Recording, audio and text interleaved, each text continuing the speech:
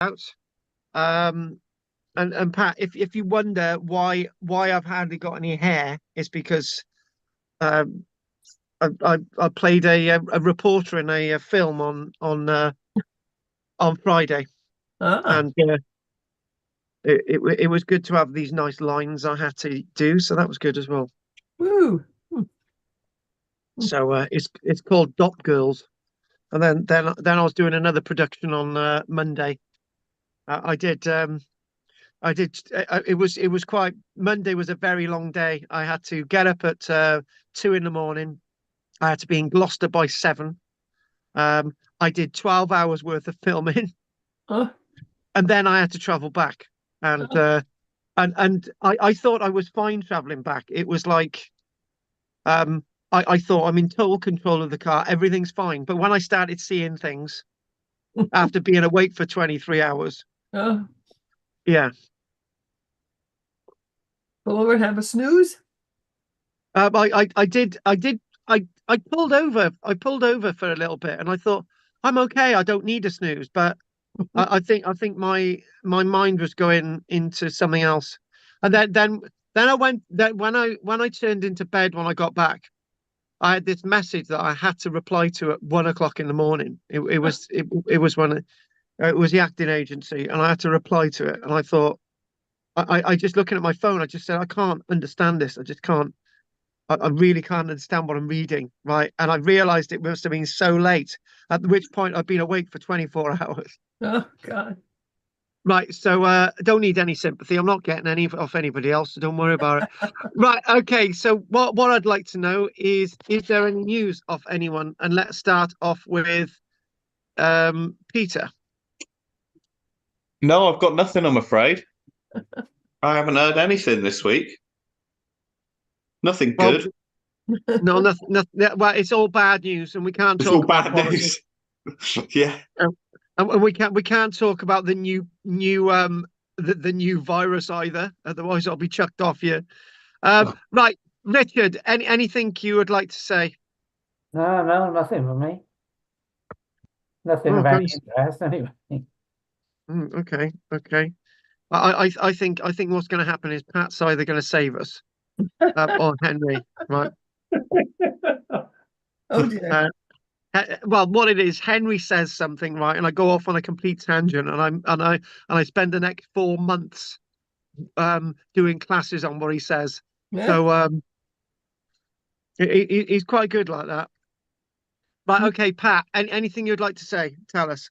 Well, I thought a quick look at my phone, and it Oh, said Stone Tool Discovery challenges entire theory of humanity's cultural evolution. well, we want it. Tell us more. Recent stone tool discoveries are prompting a reassessment of the cultural evolution of Homo sapiens. During their spread across Eurasia around 50 to 40,000 years ago. Yeah, This research from a study led by a university museum in Japan challenges the prevailing view of a swift cultural and technological revolution yeah. Go on. that enabled modern humans to surpass Neanderthals and other things, other species. The study zeroes in on middle upper Paleolithic cultural transition, delineating an important juncture between two pivotal evolutionary phases. During the middle Paleolithic era, spanning 250,000 to 40,000, anatomically modern humans coexisted with Neanderthals, sharing similar stone tools. This period was characterized by the use of the levalalus, L-E, Levilis. Yeah, so like a culture. It's like a a yeah, yeah, technique involving the crafting of tools by striking stones with a hammer-like tool. yeah. Transition to the Upper Paleolithic era between 50 and 12,000 years marked a significant evolutionary leap. Anyhow, it goes on and on and on and on and on and on. Anyhow, But it's stone tools give insights into human evolution. So, deeper good, understanding of our ancestors. good, good. So, Well. There is one thing to be said about all this is that we knew that human beings were coexisting with the Neanderthals years ago, but Right. obviously they're admitting to it now. Yes, obviously, yes. It's public knowledge. Yeah. So okay, no, but thanks for that. It's good to have a little Stone bit of tool news. evolution, right? Okay, there we go. Stone tool Evolution. Levas. I can't bloody say it myself. Yeah, I know exactly what it's talking about. Okay. Yeah. Right. Okay, Henry. Any news? Any news for us this week? Right, I hope you're strapped in. Now, okay. Let me guess. It's about Ireland or Cyprus. Which one is it? Neither.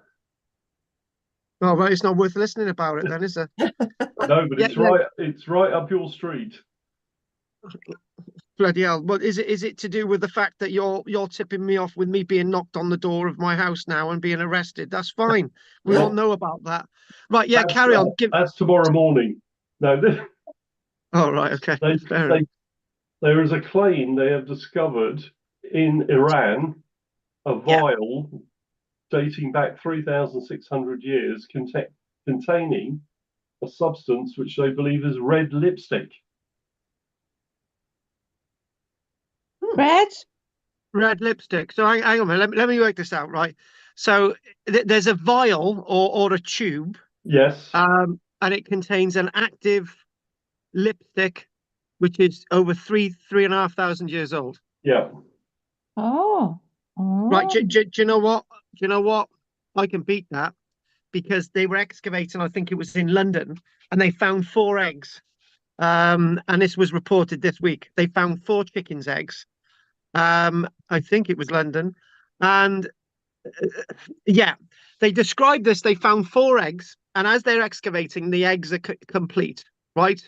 And the archaeologists break 3 of them, and it turns out that these eggs are intact, right? But the egg that survived, I'm still trying to quantify this. The egg that survives after nearly 2,000 years still has a yolk and the white as 2 separate entities, apparently after they scanned the egg. Now, for me, as you know, I got chickens, as you know, and I sell eggs and so on. That sounds improbable to me. But it also sounds quite odd that they found 3 of the other eggs and the archaeologists broke them. So after 2,000 years, these 4 eggs have survived. Then a bumbling archaeologist bakes 3, and 1 is intact. So does that beat you, Henry? Tell me if it does. Well, I don't think so. I think I've got you on the red lipstick. Yeah, I think so. All right, then we'll have the red lipstick. Then What's we'll have the your red deal? lipstick. What about the What's your guy? deal? The grave they found in Hungary this week with No. a fully armored gentleman of the 6th century with his horse, all buried in the same grave. But when they opened it, did the horse just run away? No, the horse was still there. He wasn't going anywhere. Well, I think actually, I think the horse beats the both of them. Yeah, we're going to go with the horse, I think. So we're talking about the 500s as a body, and where did you say it was found? Hungary. Hungary with complete set of armor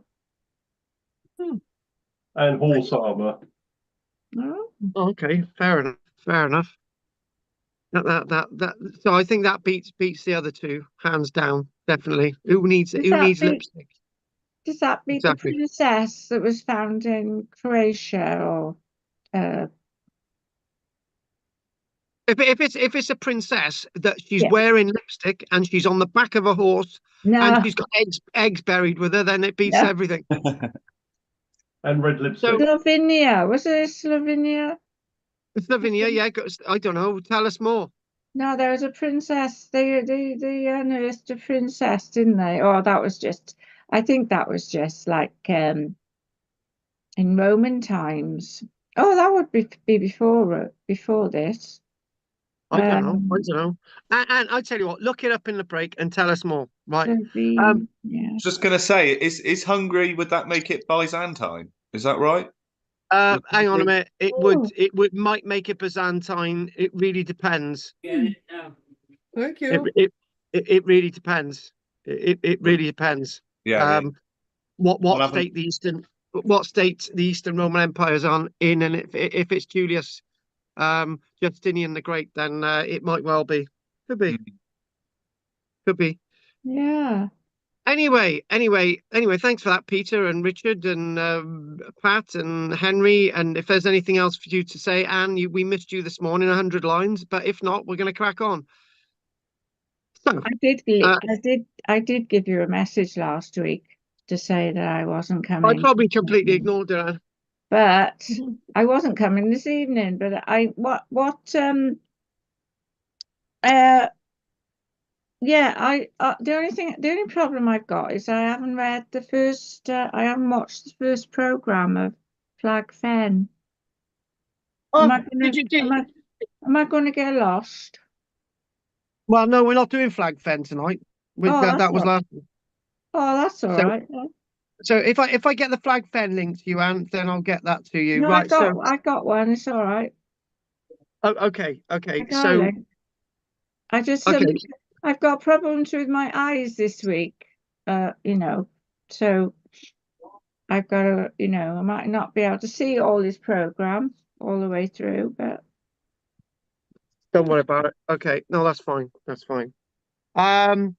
Okay. Note the different look, Anne. Look at the fact, no hair.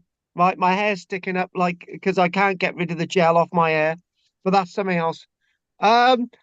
Okay. So tonight we're going to be looking at um the last bit's going to be trackways, which we missed out in the Neolithic period, but we got trackways in the Bronze Age. So that's one thing. And we're going to be looking at gold, the use of gold, talks, a few sort of a few various other bits and pieces, and all from the National Museum of Ireland. So we're going to be looking at that today. So what we need to do is go straight onto the images. So let's just crack on. What I do, I take my time on this. I'm discussing as we go through, and then I look at the odd notes here and there. There you go. Don't want to look at me. Right. So we got all these slides here that I want to look at, and we go all the way down to there. Now, last night was very much focused, and well, as it usually is, but it was very much focused on why there is so much gold in Ireland. And one of the we didn't really get their answer last night. well, there's the leprechauns. Anne, shut up. And but before we actually carry on, I want us to sort of remind the different areas of the Bronze Age that we will be covering, and a lot more has been added to the list of sites and bits and pieces that we'll be looking at in the Bronze Age. And we're obviously next week going to be looking at pottery and various other artifacts. Tonight, obviously, it's the gold work in Ireland, but we've expanded so much on the topics that I want us to cover in regards to the Bronze Age, including bronze and copper age cauldrons and the Uffington horse, and more about mining and more about Flag Fen, yes, and more about the Mold Cape. So there's so much more, and we'll actually be visiting other parts of the world involved in the Bronze Age. Now, when we think of the collection of gold work on display in the National Museum of Ireland, what is on display and what we're seeing today is only a small representation of the gold work that has actually been found in Ireland, and that's a really important point. That one thing I said last night is that when we think about the Bronze Age in Ireland, from 4,100 years ago to approximately to approximately 2,700 years ago, so 700 years BC. There's a phenomenal amount of gold in Ireland, and we've only just touched the top of the iceberg. One of the things I said last night was that all the gold that has been discovered in Ireland, and all the gold that will be found over the next few years, only represents 2 to 5% of all the gold artifacts that were actually in use or made throughout the Irish Bronze Age, when gold is in extensive use. So we've only got a small snapshot of the evidence ever on display. We might think that some of the artifacts that we're seeing today are the finest bits of gold work ever produced in the Irish Bronze Age. And that assumption would be wrong.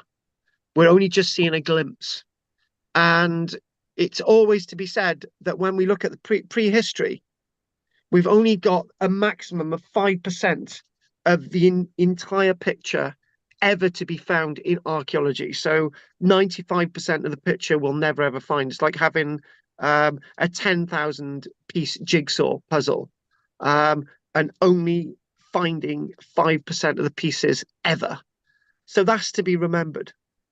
And one of the points that I made last night was that if you compare the amount of gold work that's been found associated with the Bronze Age in Ireland with the amount of bronze artifacts that are to be found associated with Bronze Age Ireland, and copper artifacts that are to be associated with Bronze Age Ireland, and amber beads that are supposed to be associated with Bronze Age Ireland.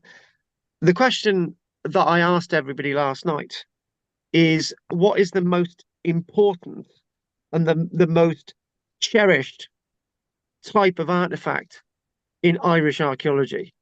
And I might be right in saying it's not gold, because there's so much of it. You might agree or you might disagree on that. Now, this is only a little bit of a selection. So one thing that I did last night was that I just came off this slide, and we just thought, right, okay, we went with a map of Ireland. And we go to Offaly, which I think that's correct in the centre there. Artifacts found in there: Waterford, Cork, Kerry, Limerick, Clare, Wexford, Wicklow, Fermanagh. Okay, artifacts being found all the way across Donegal, all the way across Ireland. The gold has been found. And the other question that we were left with last night was that, does all the gold actually come from Ireland? Did it all originate in Ireland? Now, I was just chucking these questions at everybody last night, and and then somebody come back and said, actually, there's quite a lot of gold in Ireland today. Okay, fair enough. But one of the things that we do see in the Bronze Age and through other parts of prehistory is that where gold is being mined, i.e. in Wales, we don't find a lot of gold in Wales, except in the Bronze Age. That's where it would have been mined, or was it? When we think about East Anglia in the Iron Age, there's lots of gold being found in lieu of artifacts, but there's no gold mining going on in East Anglia, Norfolk, and that type of neck of the woods on the East Coast, right? So there's all these really interesting questions that we don't seem to get answers. So as we look at this, we can see that this is a gold collar. Lots of people popularly refer to these as torques, right? Then again, typically the word torque means a piece of metal that's been turned and coiled, right? This isn't exactly being turned and coiled, so it's a collar, right? It's a gold collar. Now, this is from sheet metal, and when the use and technique of gold, in a nutshell, the earlier part of the Bronze Age, 4,100 years ago, it's this type of stuff, sheet work. And what you can see, it's basically a sheet of metal that's been hammered design, extremely fine. It's out of a sheet metal. So this is from the early parts of the Bronze Age in Ireland. And then what we get is the more elaborate work, and then we get the smaller work, the smaller objects. And as we go through these, I started putting in inferred questions. And last night, it could be said that people were left with more questions than answers, but that's not a problem. That is okay. So County Clare, right? And this itself, this typical design is actually early Bronze Age, but this artifact dates from 900 to 700 years BC. It's just the way the cookie crumbles, except this would be typical from the early Bronze Age, but it's to be found in a late Bronze Age context. This is what I mean by early Bronze Age work. This is a gold lunala from County Westmeath again. And this dates from 4,000 years ago, 2,000 years BC. And this is a disc. And again, this, like the earlier one, is made out of a sheet of gold. As I say, this is unusual being in a late Bronze Age, but this is typical in the early Bronze Age. And what you can see there is a very fine piece of metal with these twisted terminals out of one single piece. Mm. Now, the points that I keep making about the Bronze Age is the ability to smelt copper, bronze, and gold. Remember, gold has a melting point of roughly about 1050 degrees C, and copper is roughly just under 1090 degrees C. That's your copper melting point, and obviously tin melts at a really low temperature. But what we're getting at is that this is definitely within the technology of people in Ireland. And somebody made the remark last night. They said, and this is very, very fitting. It was when we closed the lecture last night, practically about 5 minutes past 10. They said it's I'll read the terminology. They basically said Ireland is classed as one of those backwaters of a history, boggy, marshy landscape where people are inevitably backwards. But what we're learning from these lectures, my lectures, is that is completely not the case. You've got this beautiful fine work in gold. You've got this beautiful technology in Ireland. You've got the ability to get temperatures in kilns. You've got mining of copper. You've got the beaker face of connectivity in the Copper Age. And then if you chuck in, this is how wrong people are when they talk about Ireland being a backwater. In Ireland, remember, 10,000 years ago, they're cremating their dead. When on mainland Britain, it would not have even been thought of. So when we think about leprechauns and things that go bump in the night, they're more real than we think. And the diversity and extension of understanding of the Irish meets no bounds. And I'm not just saying that because we've got Henry here. I'm saying this because this is a realistic projection of what people start to understand about Ireland, or what they understand about Ireland. It's a very different world than they could hitherto ever understood. So let's go on to image number 3. Now, this is what I mean as we've got the later stage of gold work, where you've got them making hollow necklaces from a County Roscommon, and again, this is in the later part of the Irish Bronze Age. And if we read out this interface of information in front of us, so what we find with our with our Bronze Age brethren in Ireland.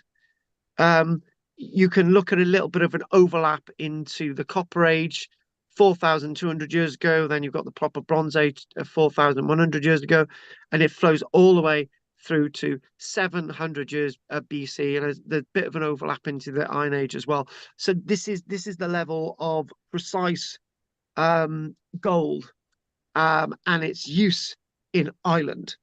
Now, let's just chuck you a couple of little bits of interesting information, which is going to help us push this lecture on forward.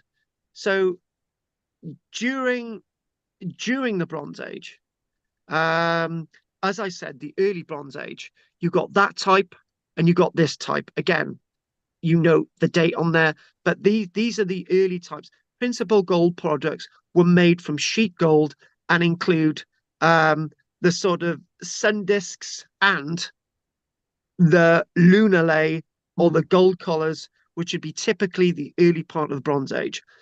And then what you've got is if we've got as it develops. Hang on a minute. We've got this fine. Hang on a minute. Hang on. That's not as fine. So if we go to this fine gold work. So what we've got is around 3,200 years BC. New gold working techniques were developed. They had better kilns. They were able to add silvers into the mix. They were able to add coppers into the mix, very fine quantities, and you'd get these metal objects which were really really strong, right? Very different than the sheet metal work that we'd seen before. So this is 3,200 years ago. This is very specific, and during this time a great variety of torques were made by twisting bars or strips of gold. Now, we will come on to this, right? But the word torque basically means to twist metal. But when we think of a torque, we usually think about that wearing around your neck, but that is one way of thinking about a torque. The word torque basically means you can have a bangle, you can have this around your neck. That's what torque means. But this was a technique that was devised by twisting bars of gold, heating, twisting bars of gold to create this beautiful gold work, right? And obviously, there's another example. It's not as fine. But what we then got is later on, here we go. This is where we want to be. Now, a moment, we'll go through all these again. So styles change again towards the late part of the Bronze Age, roughly, hang on a minute, roughly 900 years BC, 2,900 years ago.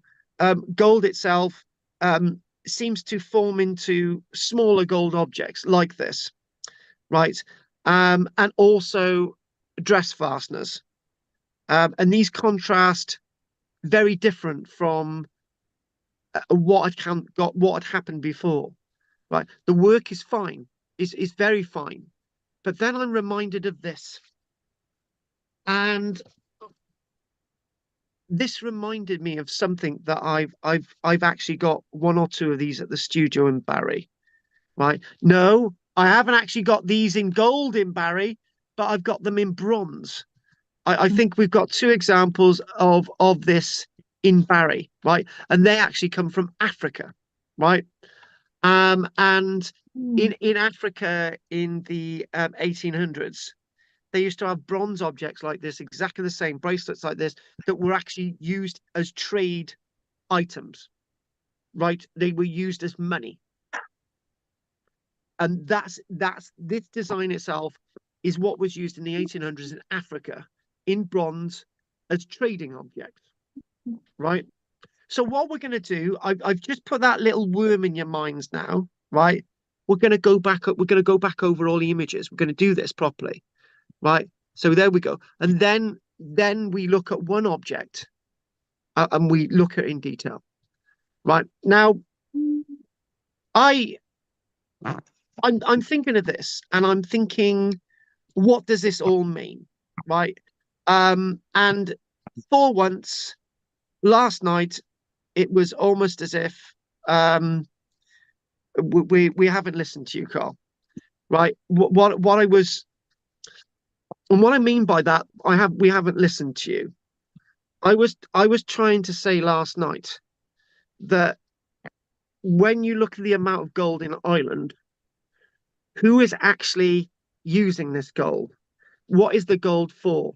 And immediately, I've got two people. Last night, there was a couple of people away, but there's still 8 of us last night. Two people really dead cert on saying it's obviously status. And I'm thinking, please think differently. Yeah, but it's obviously status. But then I said, well, how much gold have you got in your house? Oh, I've got a gold wedding ring. Have you got anything else made of gold? No.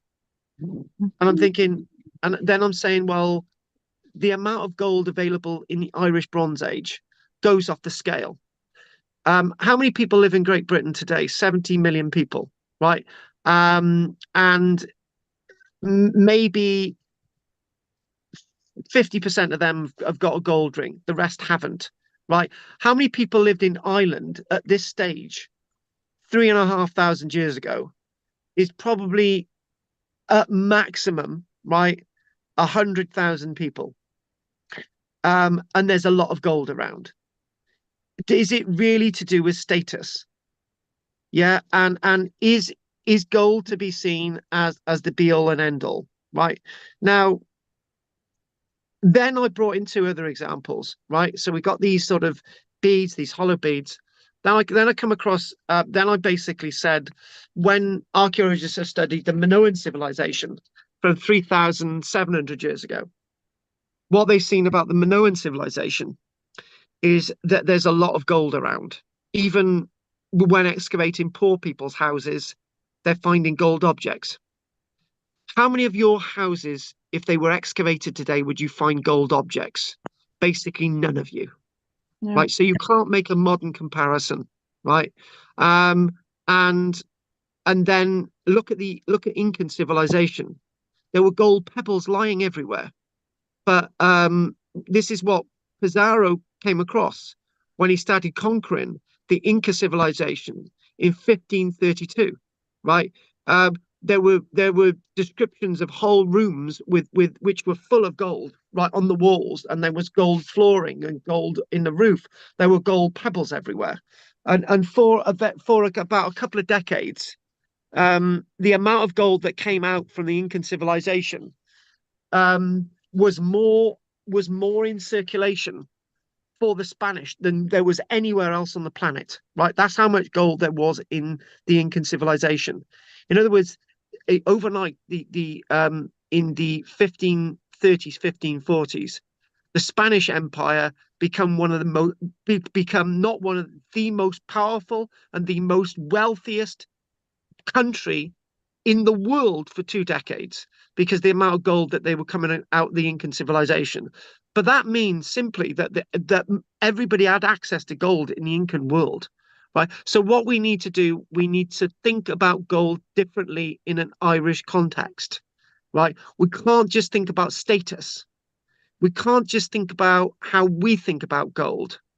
And I'm going to chuck another red herring in, right? Now, if somebody gave me a bronze axe, you can't cut a tree down with gold, right? You can cut a tree down with a bronze axe, right? To create bronze, you've got to physically mine the copper, and then you've got to get hold of tin, and you've got to get the temperatures right.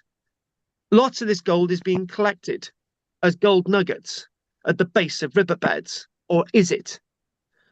But the point is, for me, gold is a red herring in history. Archaeologists get so totally anal about gold, it's unbelievable, right? Metal detect enthusiasts jump up and down at their dances when they find gold. Tell you what, if a metal detect enthusiast found an iron torque from the Iron Age, right? For me, that would be far more valuable than the dozens and dozens of gold torques found in East Anglia every single year. I've got a disdain for gold, but simply because people don't understand it. People don't understand the context of gold.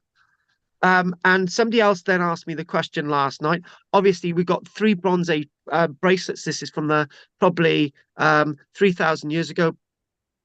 It was like when we were going through all the questions last night.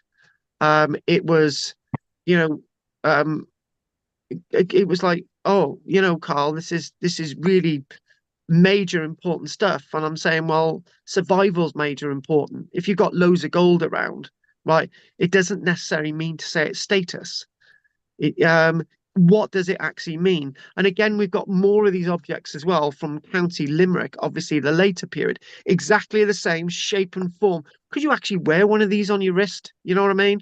And the other thing as well is, how many of us could go wander through the streets of Birmingham with one of these on our wrists today? None of us, because we'd all end up dead, right? Because there's so many of these in Ireland in the Bronze Age, right? Um, People were able to display gold or to be able to use gold. And that is the point, because there's so much of it. And I'm going to say, let's take it for granted that and when we look at the Bronze Age in Ireland, it's suddenly an eruption of everything, right? Everything that's gone before this is more of an eruption of a gold world. Now, again, if we want to compare the amount of gold on display in the National Museum of Ireland, right? In the history of Welsh archaeology, half of what's on display is the sum total of every single gold object found in Wales throughout our history.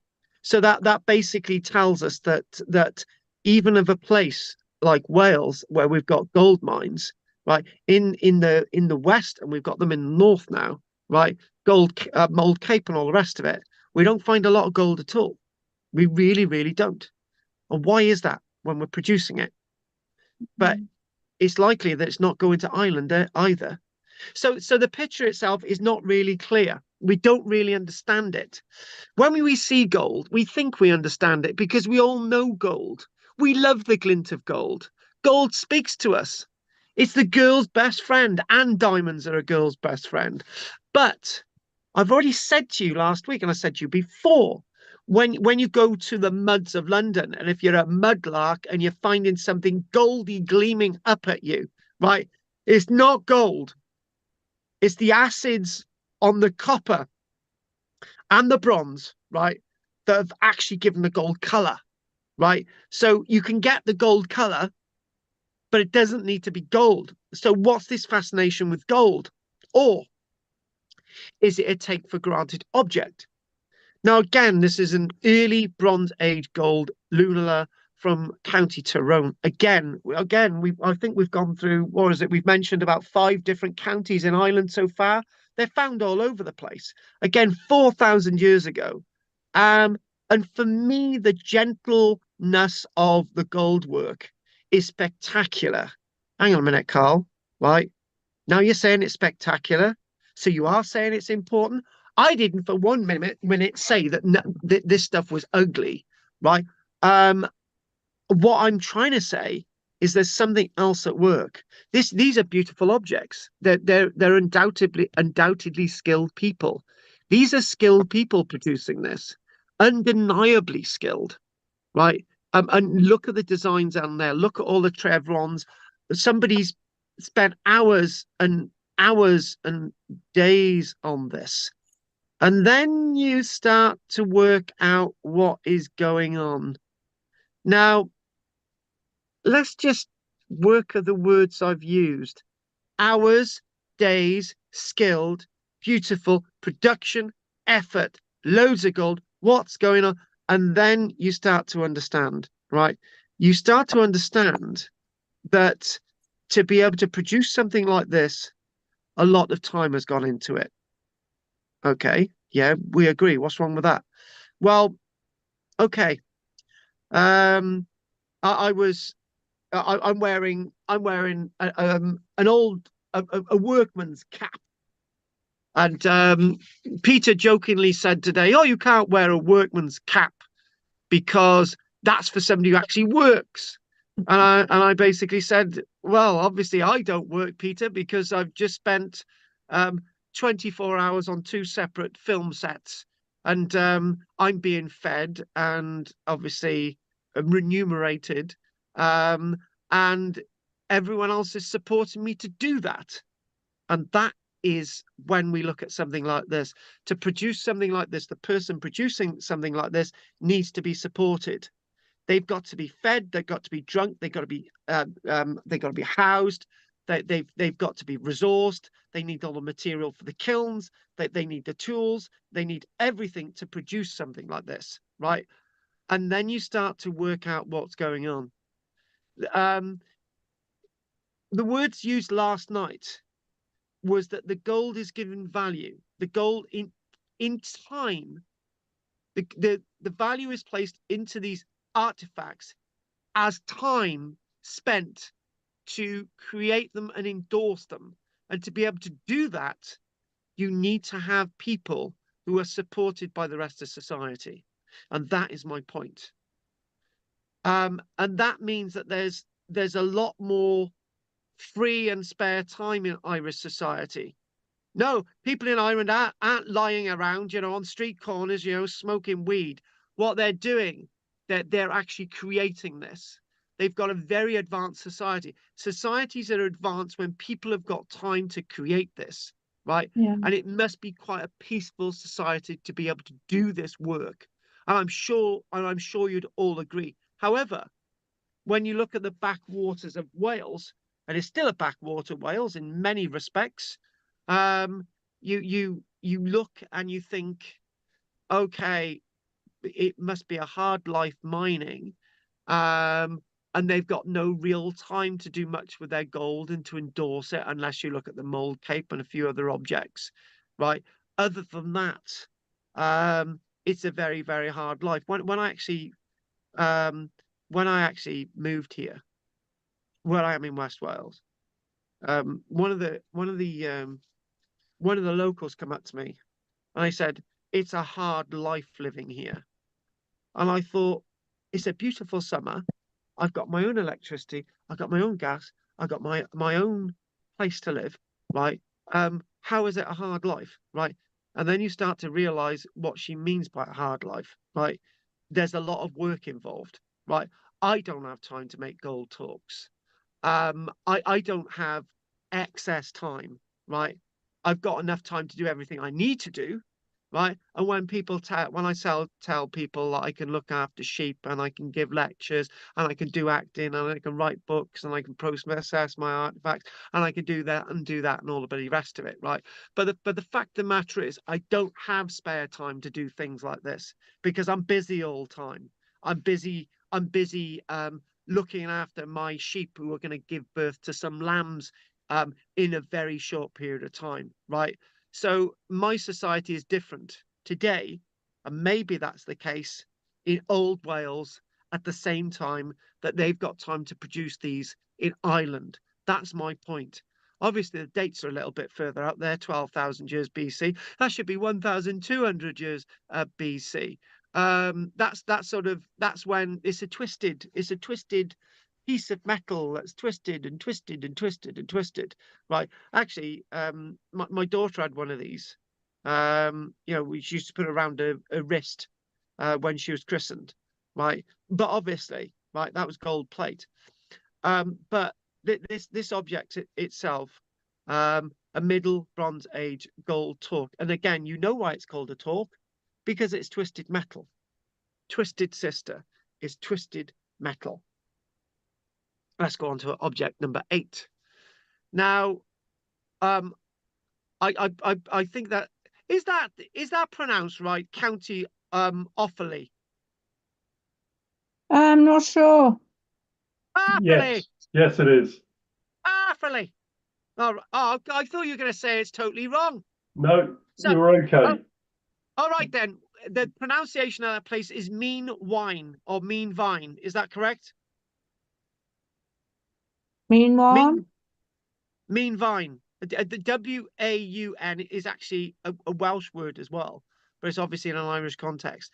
Anyway, moving on. So a late Bronze Age hoard containing an amber necklace, a gold dress fastener, and 2 Bronze Age rings from County Offaly, and this in the late Bronze Age. Right, let's just tear that apart, right? Let's just tear into this image. Right, very interesting. Now, first things first, you've got those wonderful bronze objects there, right? They're circular, perfect, right? And they might be torque rings. They might be associated with fittings and fixtures for a horse, whatever they are. They're rings, perfectly produced rings, right? That gold object there is a cloak fastener. So basically, you've got two holes in your cloak. So you drape your cloak around you. You plonk that through one hole, that through the other. You've got a cloak fastener, right? And then I started to think the most valuable object out of all of that is not the gold, and in fact, not the bronze. It's actually the amber beads. Now, amber isn't a natural material lying on the surface in Ireland. It actually comes from Königsberg, or it might actually come from the Baltic, right? So we're talking about off the coast of old Prussia, old Germany, Poland, right? And this is the finest. These are fine amber beads, right? So they've been traded in. Now, if you want to argue with me and say, "Oh, you can find this lying around in the sea," yeah, you can, but this is bloody Ireland, for God's sake. We're not talking about the east coast of England. Right, these objects have got to be brought in, right? The gold is 10 a penny, but these amber beads are not, right? And these have got to be traded in, and these are the far more valuable objects throughout this whole image, right?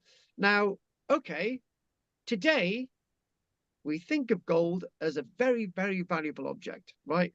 But you still can't do much with it. Well, you can. You can find it in car exhausts, and you can find it in mobile phones today. So it is a little bit more useful. But overall, the most useful objects there are going to be the bronze objects there. The amber beads is pretty snazzy. And obviously you've got the gold there. But the amber beads, in my sense, in my context, in the burial context, are the much more valuable objects on that image. Now, again, this is that point. Now, they're talking about, you've got the dress fastener in the background there, which we've already described, and you've got these 4 bracelets. Now, those bracelets, again, they're solid gold, right? They're solid gold objects. Now, in terms of monetary value, right, the one in the middle, that bracelet in the middle, if you want to think about gold value today, when you think about a gold sovereign is roughly between the size of a 1 pence and 2 pence piece. Basically that thin, and a gold sovereign today is about 350 quid. How many gold sovereigns can you get in that, right? And you can get an idea. And gold sovereigns, I don't know what the purity is like, but it's not going to be as pure as that object. And the point again making that, is there a lot more to this picture of the gold than meets the eye? And could it be that gold itself was not to be seen as status, not to be seen as wealth, not to be seen as practical, more to be seen as trade objects rather than bling, right? And that could be the case if we want to infer that evidence when you're looking at Africa and African archaeology, and you're looking at similar objects in bronze being used in different parts of Africa as money, as in trading objects, right? And it's a very, very important point to think like that. Again, later Bronze Age. So these are these dress fasteners. You know, they're very fine, and County Monaghan. And you're looking at that thinking these dress fasteners, and you're thinking, look at that. You know, it's almost as if, when I was when I was a child, my other granddad, Bill, he'd served in Burma, right? And I swear there was objects lying around the house in bronze that had this type of design. So basically, this design is basically um, a metal, a copper, a sort of a copper stamp, right? And you turn it around and you turn it around and you turn it around, you keep turning, it etches into the surface. And then eventually this is what you get. This is not stamped in. These intricate designs are being made into the gold. And when you're making this as well, at the same time as you're making this design, there's a certain amount of loss of gold as well. I was thinking that when I was watching something the other day, and I did the amount of to create something like this, little bits of gold coming off, and you're thinking, oh my god, if you saved all that, but it's going on the floor, that type of thing. But this is a cloak fastener. You've got two cloak fasteners there, and the design is almost unreal. You could think of somebody wearing something like this today in some kind of sort of Hollywood gown that needs a cloak fastener, and a dress fastener, cloak fastener, or whatever you want to call it. But again, this is a marvelous, highly advanced object for Bronze Age Ireland.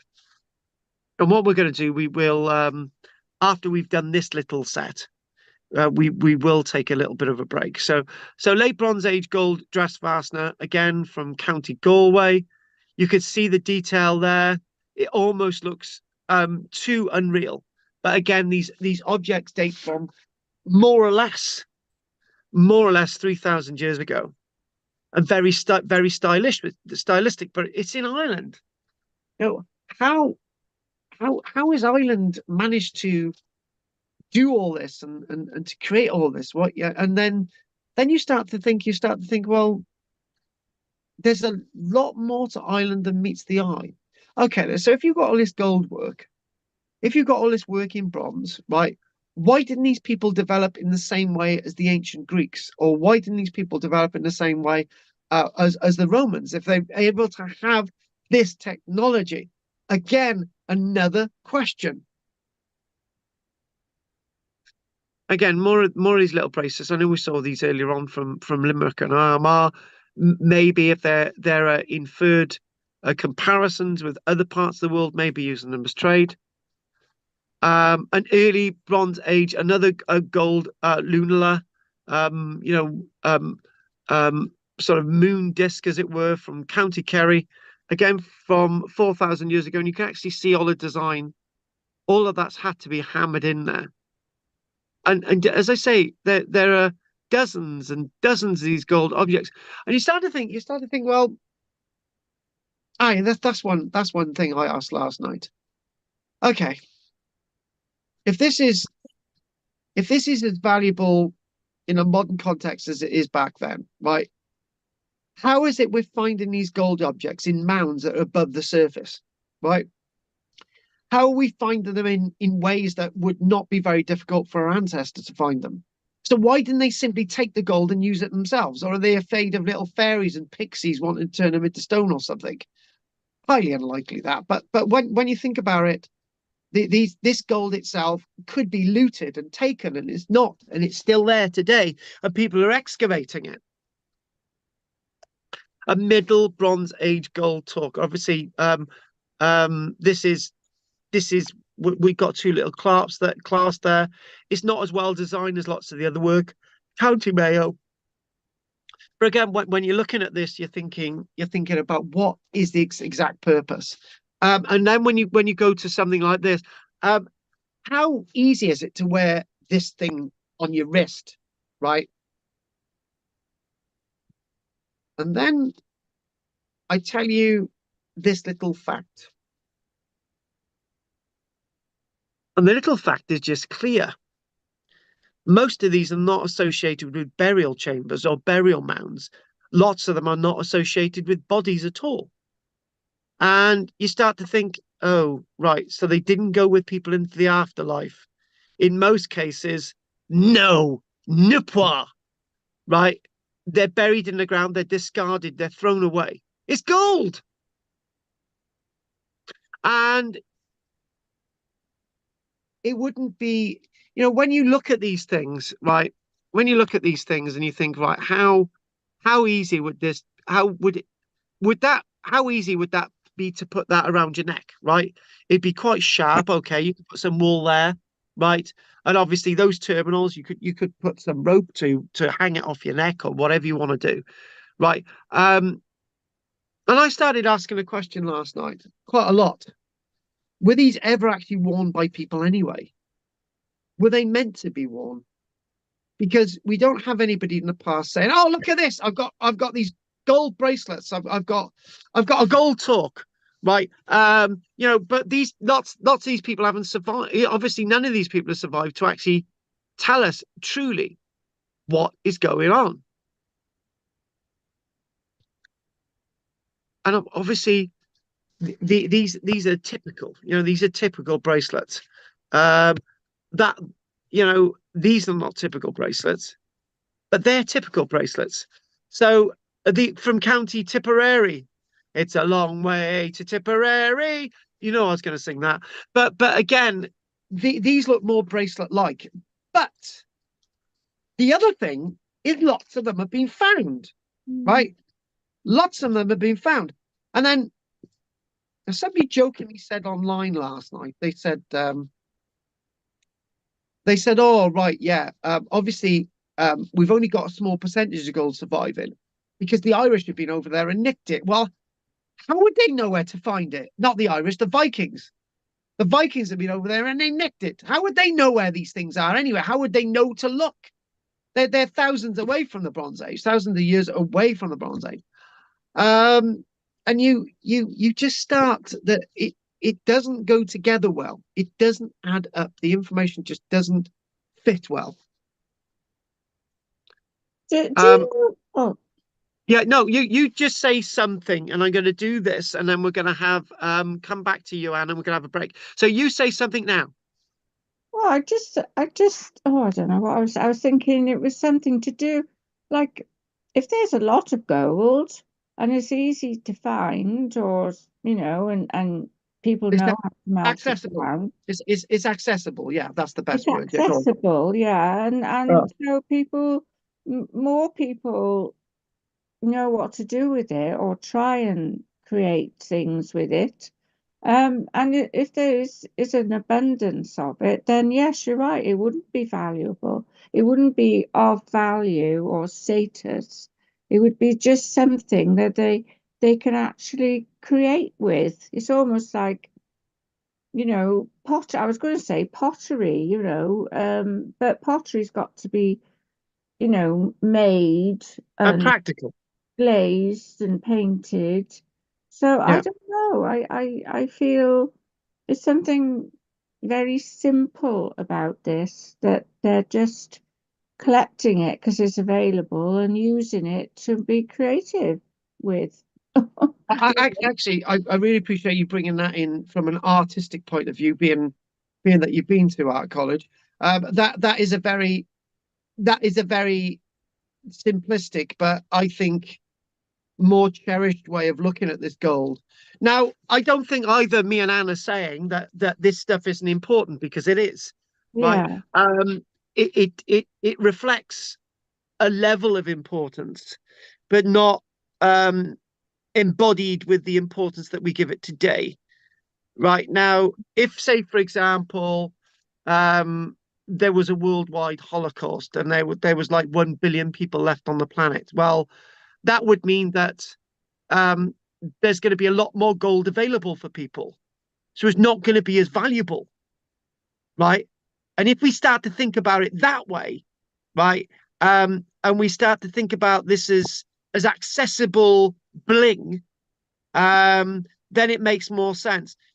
Somebody online is mentioning Meg. She's I think one of our people from the state. Oh no, Meg, I think's from North Wales. She's mentioned, is it for marking territory? Is it to mark some kind of, the styles are given a boundary sovereignty to different areas?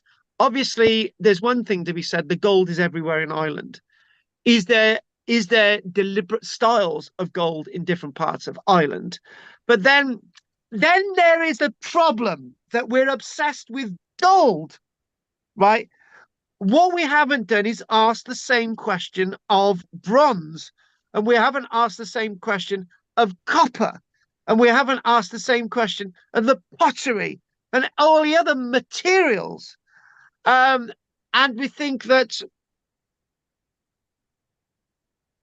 I would like last night I asked the question, and I don't want to do it, and I don't have time in my life, but wouldn't it be great, right? And this is a job for Henry, right? You can get this sorted out for next week, right? Wouldn't it be great for somebody to sit down and think, right, the date is 4,100 years ago, and the end date is 2,700 years ago, 700 years BC, right? What I'm going to do, we're going to, I don't know if any of you have ever been to an election count, which I've been to a number, and obviously my own as well. And what you do see, you have a pile of votes for that party, and a pile of votes for that party, and a pile of votes for this party, right? Now, so what we're doing, we're tallying up all the material that's been found in Ireland, right? So forget about the pottery one, because that's a bit vague, because a tiny bit of pottery, does that represent a full pot and whatever? So I'm not into pottery. So it would be good to find out, right, how many Bronze Age artifacts in Ireland are made of gold, right? How many Bronze Age artifacts in Ireland are made of bronze? How many are made of copper, right? How many are made of lead? How many are made of silver? Because silver's also available in an Irish context, right? Because the object that we're going to do after the break, there's a small amount of silver in it to give it its color. Because undoubtedly, these people, Anne, are not just working in pure gold. Because by the time you get to 3,200 years ago, they're chucking a bit of copper in it. They're chucking a bit of silver in it to give it some more rigidity, right? They're putting a bit of copper in it so it can be hammered, and it can be more malleable. I know it's very malleable anyway, but malleable in another way to work, right? So other things are being added to it. So the technology is massively advanced. And what I'm going to do is I'm going to postulate something, right? I'm going to postulate something. I could be completely wrong. That the amount of Bronze Age artifacts that are in bronze, in weight, an object, is probably the same as the amount of gold, right? And I'm just postulating that. I could be backing at the wrong tree, but whether I'm backing at the wrong tree or not, it's that if there's less of a material, that's the important material. If there's more of a material, that's the less important material. So if there's lots of bronze, then the gold is more important. If there's lots of gold, then the bronze is more important, right? So these points are very much to be put out there, right? Because it's the problem is the big problem is with gold is its status today. Now, somebody asked me a question online last night, and they said, "Have you ever found anything made of gold?" And the answer I gave last night, yes, right. I found gold objects, but that was many years ago, right? And the point is, in regards to treasure trove, it's changed now, but a few years ago, if you found a gold object, it would immediately be treasure trove in a Bronze Age context. If you found a bronze object in a Bronze Age context years ago, it was not, may not be classed as treasure trove, but if it's gold, it is, right? And with that, it might be more gold is being recorded than the bronze, because the bronze doesn't need to be recorded. So there's all these problems. But the one thing above all of this today, right, is there's a massive load of gold being found in Ireland. So what we're going to do, we're going to ask for questions, and what I would like is, how do I put this? What I'd like is a learned answer from Henry to what I've said, without being controversial. And I would like everybody to take the same, and not do any tongue-in-cheek stuff. I want you to say whether you feel I'm right, have I got a point in what I'm saying, or whether I'm completely wrong and you just completely disagree. That's what I want you to come back at me with. And that's what we're going to do now. So I want you to be harsh with me, or I want you to agree, whatever, or in the middle, right? So I think the one who's going to give me true grief might be Henry, but he might not. He might agree with me. So this is about his land. So Henry, give it to me. I think you're actually pointing in probably a correct direction. I think there's artisans, and Anne was, I think, going down the right road, actually in Ireland and skill at that time. But was it actually a factory of trade? So creating objects that actually became trade items. On your question of bronze, I did find something for you. Cool. The earliest bronze wind instruments are cast in bronze. There's over 100 of them found in Ireland, and that's more than half of the find in Europe and the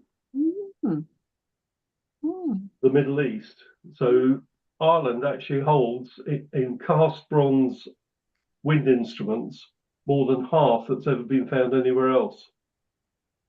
So that is really interesting. That I know you said 100 objects. So if we got thousands of gold objects, what we're talking about a specific object. And that is really important. And again, you're going down the fact you've got wind instruments being created, the artistic side and development seems to be quite key. Yeah. Yeah. Now, if we can bring those 2 points together, whatever the metal, it's not the metal, it's actually the production, and it's actually the skill. The skill and the product, and the skill and the product and the time, the value spent is the value rather than the object itself, rather than the actual material the object is made from. And the question there is trade. Yeah, the question, but there is one problem with what I've said, and there is exactly the same problem with what you've said, right? If and this is going to blow our minds, right? If we're saying that there's a mass production of gold objects in Ireland, right? And we're finding a lot of gold objects in Ireland, that means that Ireland was producing many, many more objects for export than we could ever quantify. And the reason why I'm going down that avenue is that when we get to the Iron Age, which isn't too far away from the end of the Bronze Age, really, when we look at places such as East Anglia and the East Coast, where we find a lot of gold objects, we can't fathom where all that gold's coming from. So in a nutshell, Ireland is producing so much gold, it's unquantifiable, and that means that there's a hell of a lot of it if we're seeing it as trade, and this is the enlightened picture that might be developing. Oh God! Anything else, Henry? Yeah, I just raised that you could probably have gold being imported as a raw material for manufacture. Cornwall. Yeah. Gold. Did you say we were connected to Spain? Did Yes. you say? you know, I'm thinking of the proximity of Ireland to the Atlantic and the you know, going down south probably Right. to Right. Anne and Henry and myself. Right. even So, for skills, you know, even for the yeah, skills being yeah. brought This is the in. point. So, are Mhm. we saying that this island is a place that this raw material is going to be processed? This is the Hong Kong or China of the day. Is Yeah, this that's what we're what I saying? think. Yeah, Uh, that's what seems to be coming through in my mind. This is another point that was being made last night. This was a key point that was being made last night. Um, um, why Ireland? Right. Obviously, we've got the skill base there. Right. Okay. Fair enough. Right. And the other thing as well is, are we saying that the gold is not Irish gold? Mm, Is it all? Is it coming from somewhere else, or mm, is Ireland the true El Dorado of history? mm. there are many gold mines in Ireland of the time and still today. Yes. I mean So that that's that one fact. The other factor you've got to think about is time, how people had time. Yeah. Time. Where do they generate the food from to support these people? Well, you've got the large farming areas that are in County Mayo, which are under the bog, which have Yeah. been identified, thousands of hectares of fields Yeah. mm, were producing grain and farming areas. So there's a production of food to support your workers, artisans, who've got the time to sit around and actually do the production. And that's the key. That is the key. That is in essence the key. The time to be able to do this, and the time is seen in the objects. It's undeniable. You can't. You can't. You can't. You can't say this wasn't happening because it was. That's a fact. It wouldn't be. It wouldn't be there if we weren't producing this stuff. And obviously to be able to support these people, there must have been an ability to support them in a big way.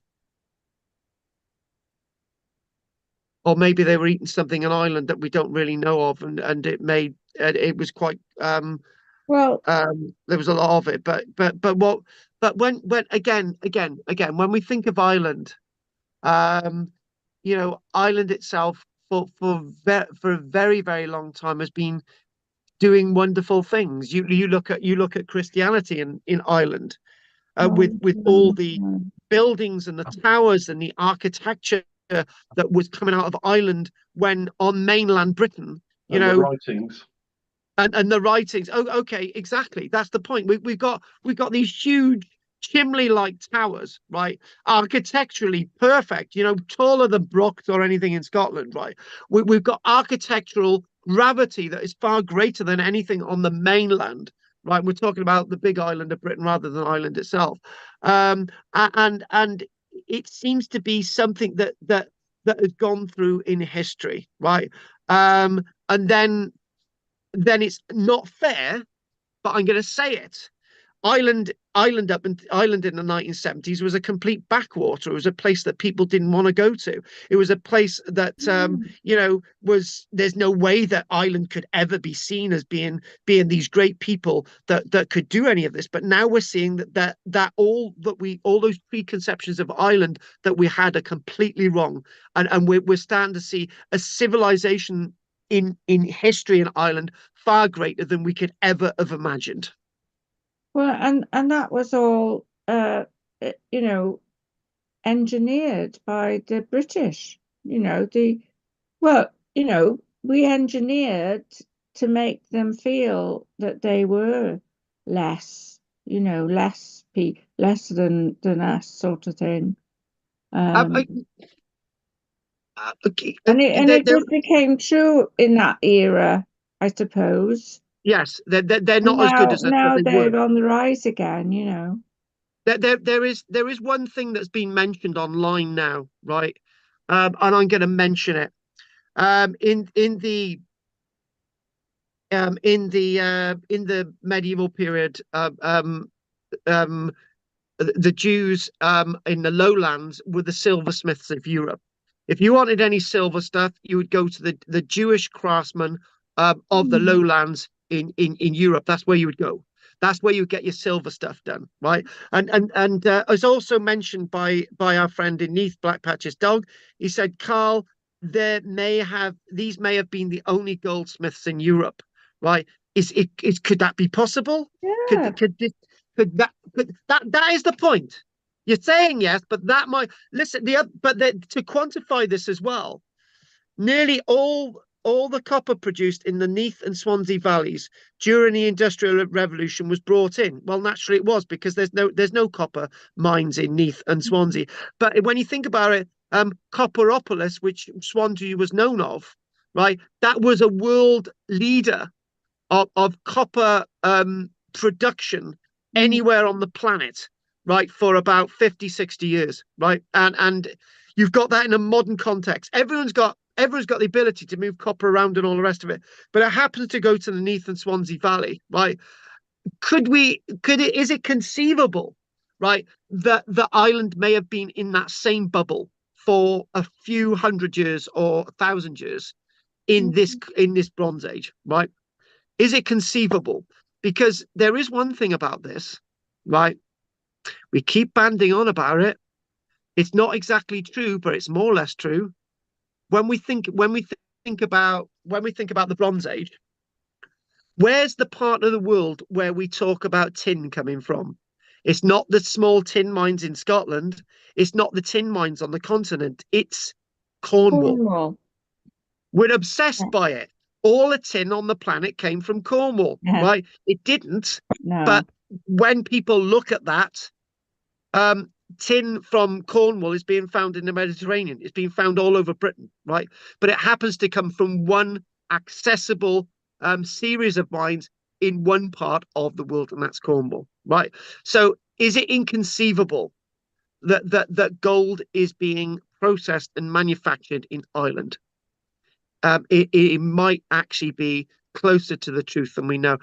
Henry, this debate's going on quite a long time, but Henry, anything you want to say else? No, I think that was it. It was very fascinating.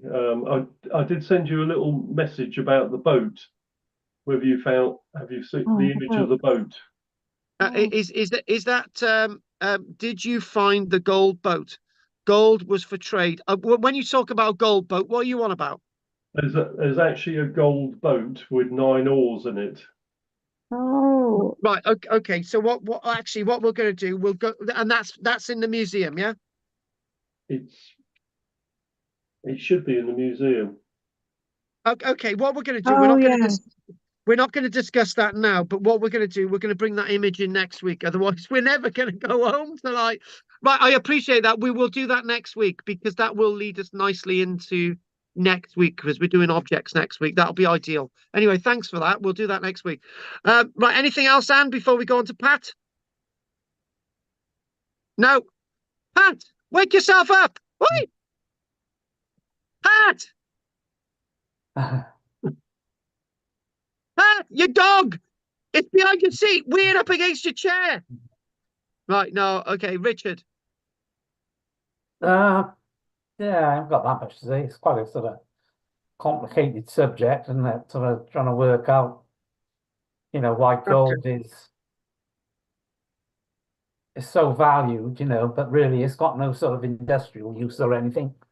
The really only good thing about gold is it's pretty and it doesn't corrode. Yeah, but I completely agree with shiny. everything.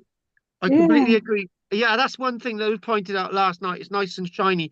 But the point is, Richard, right? If you've got lots of gold around, in their context, is it got the same value? And the answer is no, right? But it's a really nice thing. Yeah, it's really nice blingy, but it's not going to save you in a fight. Well, I think sorry. Which Richard just said anyway. Yeah. So. That's it's got no, as you say, it's got no, you say it won't save your life. No. Well, I suppose you don't mind if you're selling it to get food. So exactly. Or it's a trade object. Henry's just mentioned the Broughter hoard, which I'll naturally have a look at the end. Thanks for that again, Henry. So Peter, anything you want to say before I go and quickly get a drink? Um, just some points about time that things take, and interesting thing about tin, although it doesn't need to be as hot to melt it, the actual getting the ore, getting the metal out of the ore is a far more complicated process than it is with gold and Yeah. copper and stuff. So the fact that you've got very, very, very early on people in Ireland who are basically messing around with the rocks until they work out a process of being able to get useful material out of it shows that they've got, as you say, people supporting them and time and stuff like that. Which leads me on to the other point, which was about what I've written down, magic. But what I mean is that you still don't. It's pretty, but I wonder if they did have some, like, what's the word I'm looking for? Spiritual? Yeah, maybe spiritual, but or cultural, or just something where it was like, oh, it meant something to them, which is what made it, Yeah. which is what made it fashionable almost, and In a different way, yeah, like periwigs were important to people in the late 1700s. yeah, you're like possibly part of identity, like Yeah. yeah. Um, But not necessarily on like a tribal basis or anything like that, no, but just no. as yeah, maybe even as the gold working culture, as you're saying. If you're part of the gold working culture, you walk around wearing a big bit of gold, don't you? So, Yeah. And everyone's doing it, so it's nobody's gonna slit your throat for it. And but I think you've just hit upon something when you opened then, i.e. If these people have got the technology, okay, you've got all the foundries and everything in the 1800s in the Neath Valley, for example, they've got the technology, they've got the furnaces, so that's where all the copper goes to, right? All the silver goes to the silversmiths in the lowland because they know what to do with the silver. They've got the ability to do it. Cotton is mass manufactured in the 1850s in North America, and then suddenly the American Civil War comes in. We got a problem in Europe, right? Even though you can grow it in lots of other places, it happens to be in North America where they've got the technology to process it. And maybe this is the same with Ireland. In the Bronze Age, they had the know-how and raison d'etre to be able to operate the gold itself, right? Anything else from you, my friend? no, that's everything. Thank you. Right. So before we go on a break, I'm going to show you something, right? We're never gonna go on a break. Look at that. It's a picture of Lloyd George. No. No. That is Lloyd George. Yes, yes. And you know what? That hangs on my wall. There's my relative there, Lloyd George, and he's hanging on the wall. Is he a relative? Well, yeah. Well, I tell people he's a Lloyd relative. George knew my father. My Yeah, father no, knew no. Lloyd George. Lloyd George knew my great grandmother. Oh, right. But we don't really talk about that much. Yeah. Anyway. Um. Anyway, so we are going to take a little bit of a break. We're going to take a I don't know. It's 8:48 now. We'll just take like I don't know. We'll come back at 8:56. So we'll be back soon. And go and put the kettle on. I'll be back. All right. Oh, by the way, Goff gives his love, but he doesn't miss you, Anne. Um, well, go and put the kettle on quickly. All right. Oh, oh.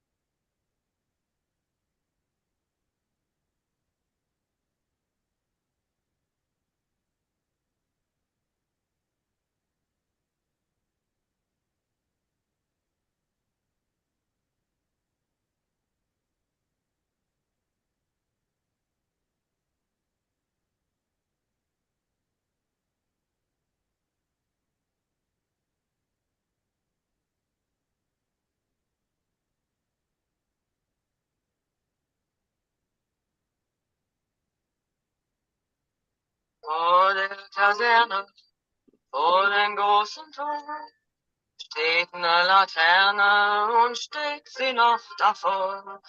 Dort wollen wir uns wiedersehen, bei der Laterne wollen wir stehen, wie einst Lili Marley, wie einst Lili Marley.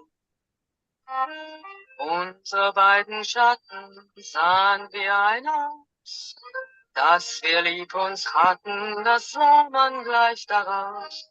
Und alle Leute sollen es sehen, wenn wir bei der Laterne stehen, wie einst Lili Marley, wie einst Lili Marley. Deine Schritte kennt sie, deinen schönen Gang. Alle Abend brennt sie, doch nicht vergaß sie lang. Und sollte mir ein Leid geschehen, wer wird bei der Laterne stehen? Mit dir, Helima, mit dir, Helima.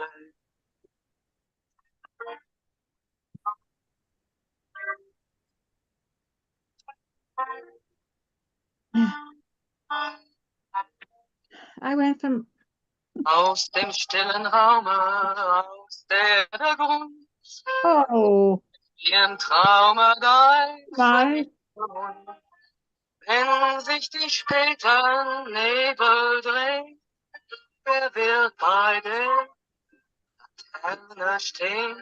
we can't Mit turn you off. dir, mit dir, Lili Marley. We can't turn you off. What's that? There's nothing wrong with Lily Marlene. That was quite nice. Oh, really, my Marlena Dietrich, Millie Marlene. and Right, okay. the lamp light. Yeah, well, Just that was in that was in German. Well, I'll see you on Friday, all right? 2 o'clock? Yeah. 2? Right, okay. Good. oh, so Well, who's going to be? Who are you going to be? Are you going to try and get Dorothy out? No, we won't ever see Dorothy again. Why? What do you mean you won't see her again? Oh, well, I don't think so, anyway. I think she's too depressed. All Yeah, right. So, she's all right. She's just drawn a line under it, I think. all right. So is Bill going to be there then, and Glenda? Oh, no, Bill can't go because he wants us. He's going to the doctors in the afternoon. Oh, So right. it's only me, Pat, and Glenda. All right. Okay. You can tell her that I'm acting in a new film, and yeah. Anyway, Yeah. Oh, is it a historic one? it's called the historic one is called Wolf Hall. Wolf Hall. Yes. Oh, are they Well, doing? you've heard of Wolf Hall, have you? Are they doing another one? Yeah, it's a new series. Yeah. Oh, brill! Yeah, I enjoyed that because well, of course, the author has Yeah. passed away, but oh, good. Yeah, but that's the one I've got lines in is actually called Dop Girls. That's the one from the 1920s. It's called what? Dop Girls. Oh, So right, anyway, let's crack on. Let's just let's crack on with the next image. And oh, I was going to say something before I was so rudely interrupted about this gold.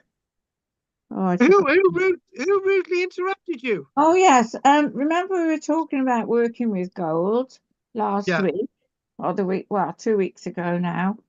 yeah, go for it. Yeah, It's actually a very soft metal to work with.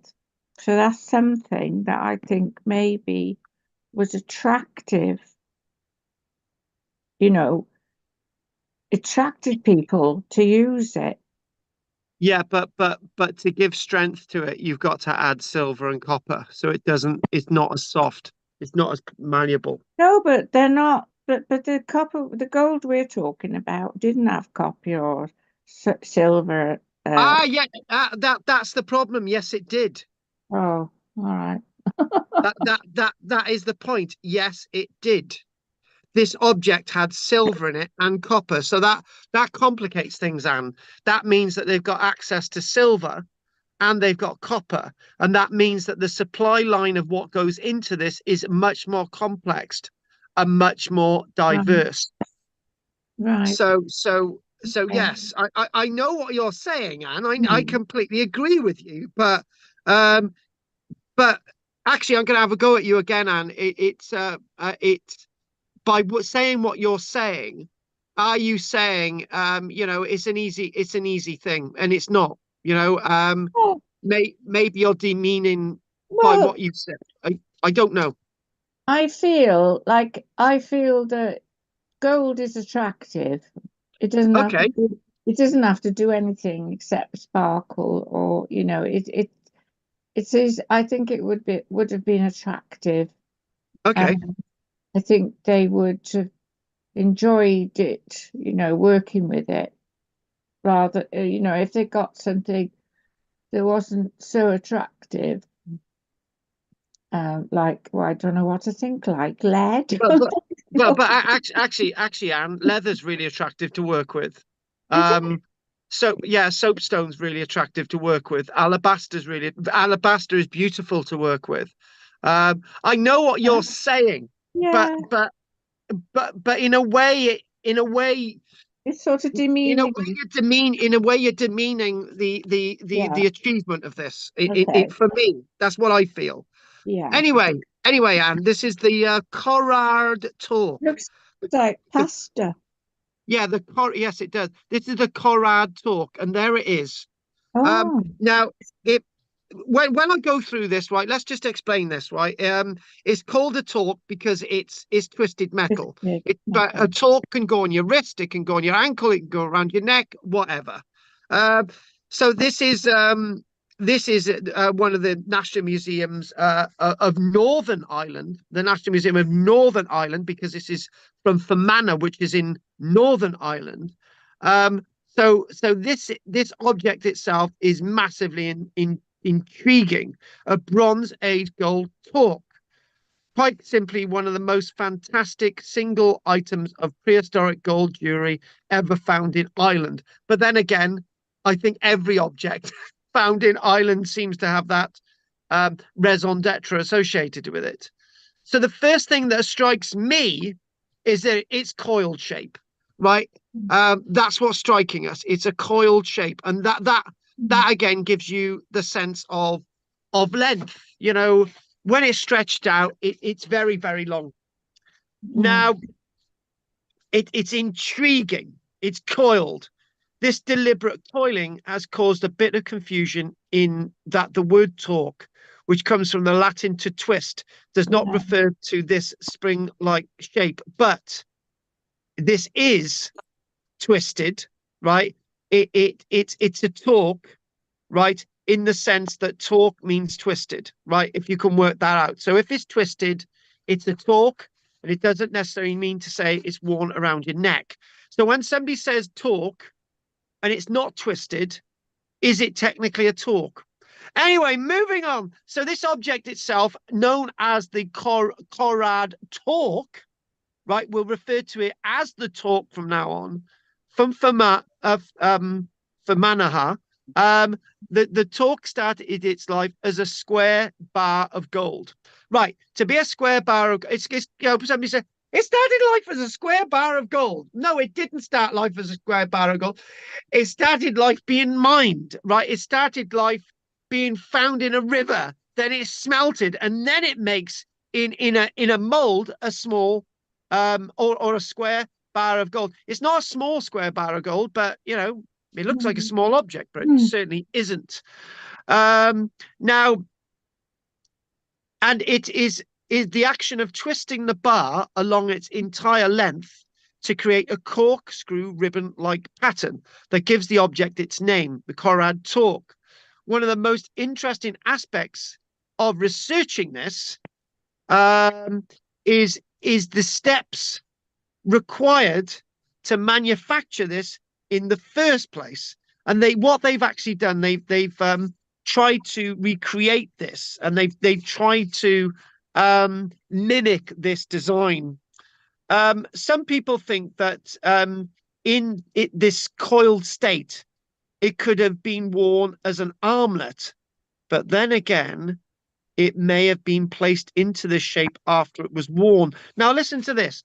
This seems unlikely as the majority of torques are not coiled like a spring, but form a circular loop where the cone-like terminals at either end act as a clasp. Now, to understand what I've just said, what we need to do, we need to go back over our images, and we need to go back to,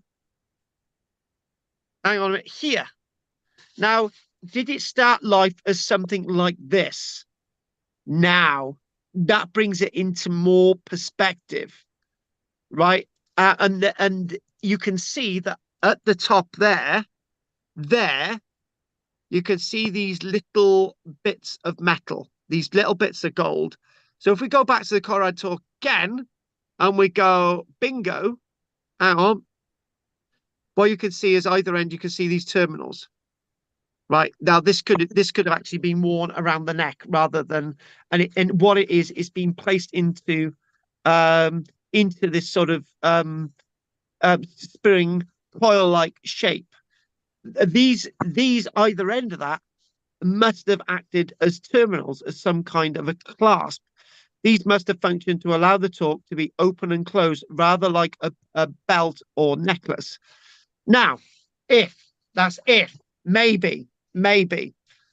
Now, somebody's mentioned online, our friend who's a member online, Mr. Woods, he said, "Hi, Carl, have you looked into Talaria?"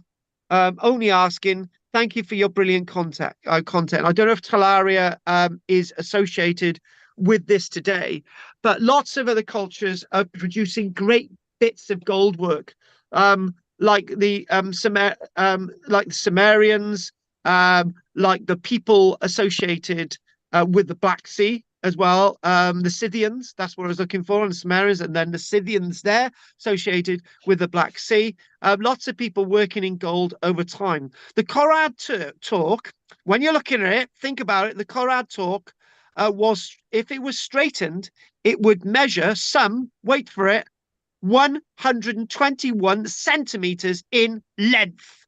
That's 47.5 inches. And if worn as a belt, the individual must have been well fed. So when you think about it, this torque, if you make it into a circular thing, this would be like a Mr. T thing around the neck. It would have been huge. Or was it worn as a belt? Right. So there is a question that I raised last night, right? When I got to this bit, I raised the question: was all of this stuff worn? Could it all been worn? Did it needed to have been worn? Right? And the point is that most of this has not been found with any body buried in the ground. Most of these gold objects have not been found with associated with any burial. So they're not burial objects either. Oh, that really complicates things. Surprisingly, most Bronze Age metalwork, including torques, had not been found in burials. Again, that was worth repeating. It's not been found with any skeletons at all, any skeletal remains, which would allow us. So therefore, we don't know how these were worn, what they are associated with it. You know, if for example, if you found this itself wrapped around, for example, the radius, right, or wrapped somehow around wrapped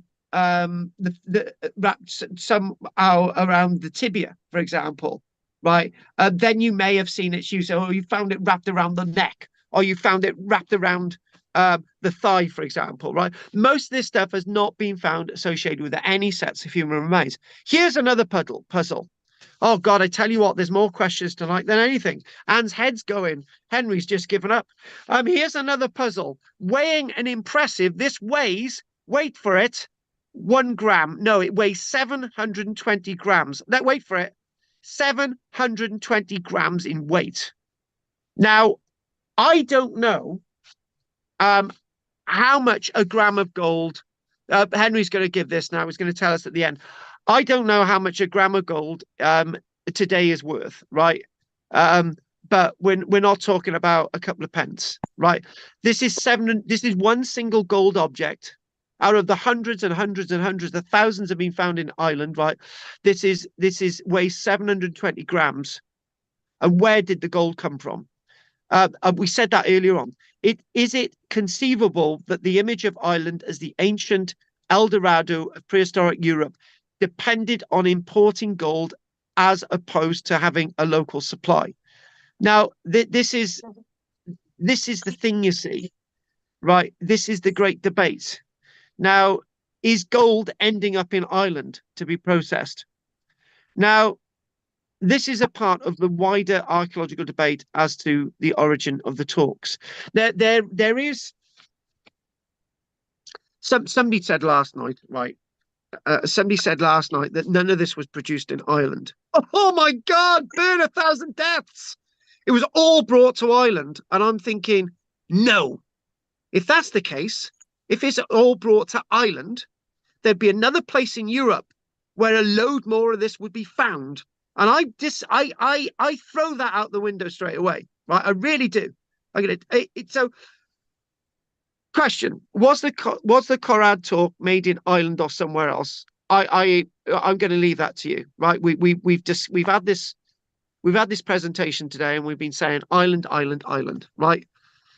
You can disagree, come up with something else, fine. Now, interesting, as part of the Treasure Act process, this was analysed, right? The talk was acquired to be analysed, and they did a complete analysis on this, right? This is classed as a 21 carat artifact. It's not 25, it's 21. So therefore, it was analysed as 87% gold, 11% silver, and 2% copper. Pure gold is very rare commodity, and silver at this level is a natural alloy as recovered from the ground. Now, this all adds to its ability to be shaped. The Corrad talk is made from gold equivalent to 21 carat. Any higher a gold content creates a metal that is soft and easily scratched. Now, because there's copper in it, it deters the level of scratching, and actually, the copper and the silver gives it its color, right? As to why it was buried, perhaps the coiling was a form of decommissioning, making it no longer wearable and an offering to the gods. You could look at it the other way. It was shaped like this to trade with, and then it would be uncoiled. Think of it that way. Whenever we and actually all the gold stuff done today, because we're going to go on to trackways. Whenever we think about archaeology, we always think about the end product, right? A bullet found on a battlefield, and you find a cannon shot that's been pulverized to bits. You find a Roman helmet that's been dented. You find the Sutton Hoo helmet that's been broken, or you find the mold cape that has been stitched together. Not all of these things are actually buried in their final form, right? Or their complete form. Some of them are buried in a degraded form, or in a form that allowed them to be buried. Or it's the other way around, that it may have always been like this and it was never actually came out of the trade system. Maybe this is how it was traded. This is far easier to trade this object like this than it is as a complete object. We don't really know. So what we're going to do, we're going to call that a day on the gold from Ireland so far. Where I want to do next is I want to bring us something about trackways. Now, this was meant to be a two-part lecture, and it was supposed to be a load of the trackway stuff. But it didn't turn out like that last night. But obviously we can ask more about these after the break. Right. So what we did last night, we basically I said, look, guys, I missed something out when we did the Neolithic period. And what I missed out when we did the Neolithic period was in fact trackways. Right. And there are a number of trackways from the Neolithic period in Britain. wooden trackways at Walton in Powys. We got the Gerard one, which is associated with the likes of the Thames Valley. And I thought, right, we mentioned trackways the other week, and I thought, right, we really haven't done trackways. We when we doing flag fen was really awkward. I got to be honest with you, because the way I've done my lectures is I've set all the lectures up. Right. So basically, we did flag fen last week, and people are asking questions about Bronze Age trackways, and we hadn't done the Neolithic trackways, which was unfortunate. Right. So I thought, right, before we can look at flag fen again, I thought basically the best thing to do is to do a little bit about trackways. And we're only going to be doing about we've got 14 minutes before Pat needs to go to bed. So we'll be doing some more of this next week. Now, the location of this, and I'm going to show you this now. I'm going to try and be exactly at the same point as I was last night. It's the Sweet Track, which is actually near Glastonbury. Now, these trackways, amazing enough, the Sweet Track represents not just one trackway, but 40 trackways from the Neolithic all the way in through all the way into the Bronze Age, for example. And what you can say, the Sweet Track is one of a number of tracks. Now, what we have is the designs. When I showed them this last night, it was like, oh wow, oh my God, we've got to do more of this. And I thought, right, okay, we can't just do it last night. So this is the Sweet Track. What you can see is you can see these posts placed into the ground like that, right? But there's so many different designs because these are being placed across boggy landscapes, right? Marshy landscapes, and they're being laid like this off the ground, water level, above a foot above the water level. Or there's other designs like this one, right? Which is in fact Abbott's Way.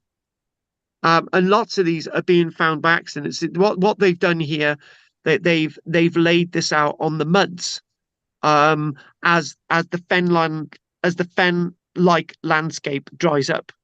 So we'll come back to this in a moment. And I thought, right, let's just not rush this.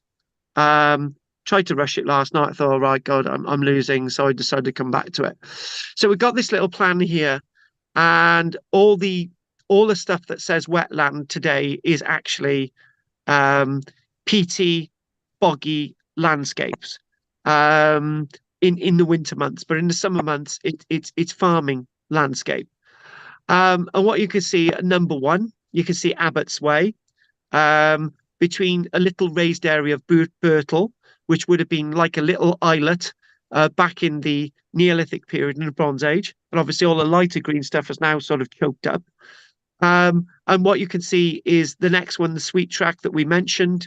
These are both Neolithic. And then number 3 is Bronze Age, which is the Mere Heath Track. Number 4, which is the Eclipse Track. And Tinney's Track, which is number 5. What's happening there is that the shorter ones, number 4 and 5, the Bronze Age ones, particularly exist because at that point, the landscape is now being choked up. Right, so let's just give you a little bit of information, right? And we might be able to sort of allow us to understand this next week. And when we do a must farm as well, and flag fen again, we'll be able to know what's going on better, right? And I got to be honest with you, I think I said this last night. I said I thought my lectures on the Paleolithic period were going to be quite short, but they went on a bit. And then when I came to the Mesolithic period, I was dreading the Mesolithic period, and we come up with so many beautiful topics. Same with the Neolithic period. Now we're into the Bronze Age.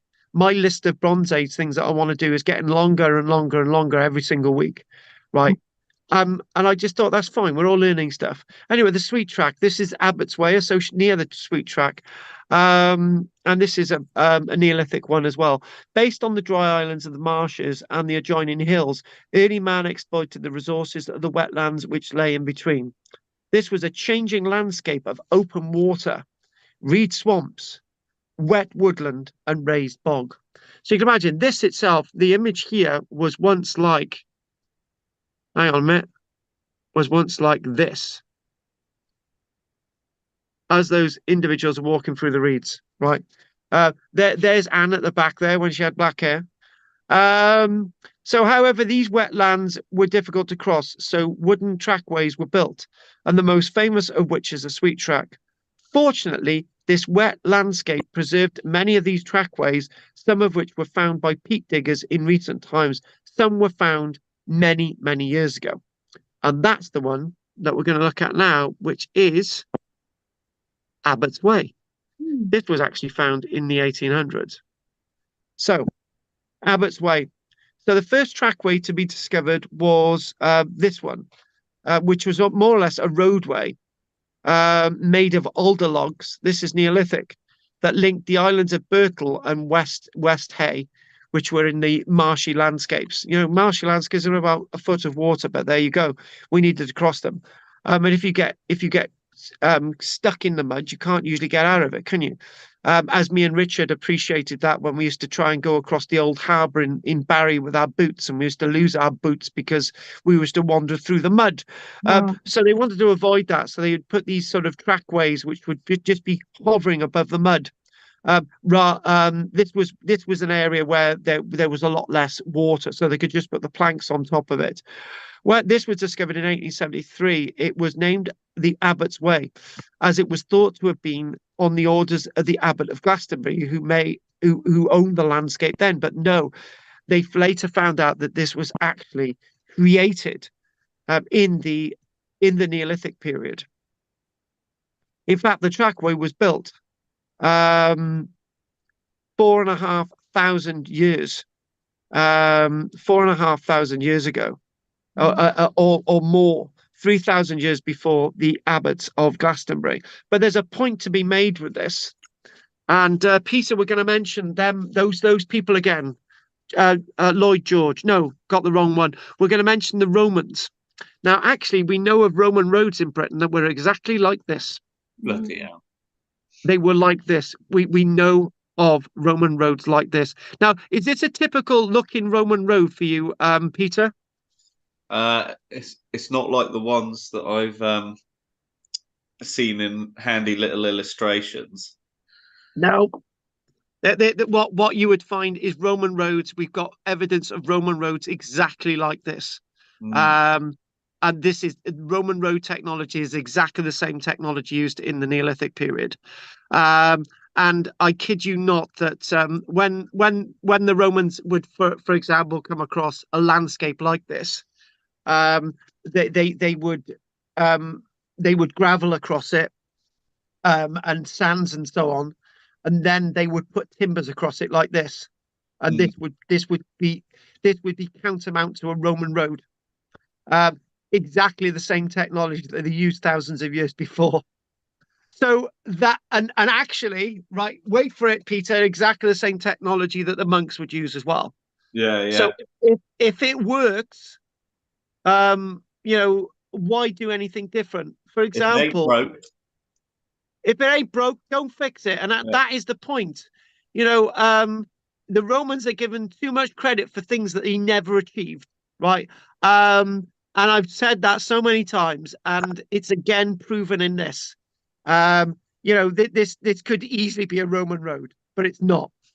Now, again, Abbott's Way. Again, this is dating back at least 4,500, 5,000 years ago. So what they've got is the Somerset Levels Project, and the Somerset Levels Project, as we know, has been surveying this landscape, and they found prehistoric boats as well.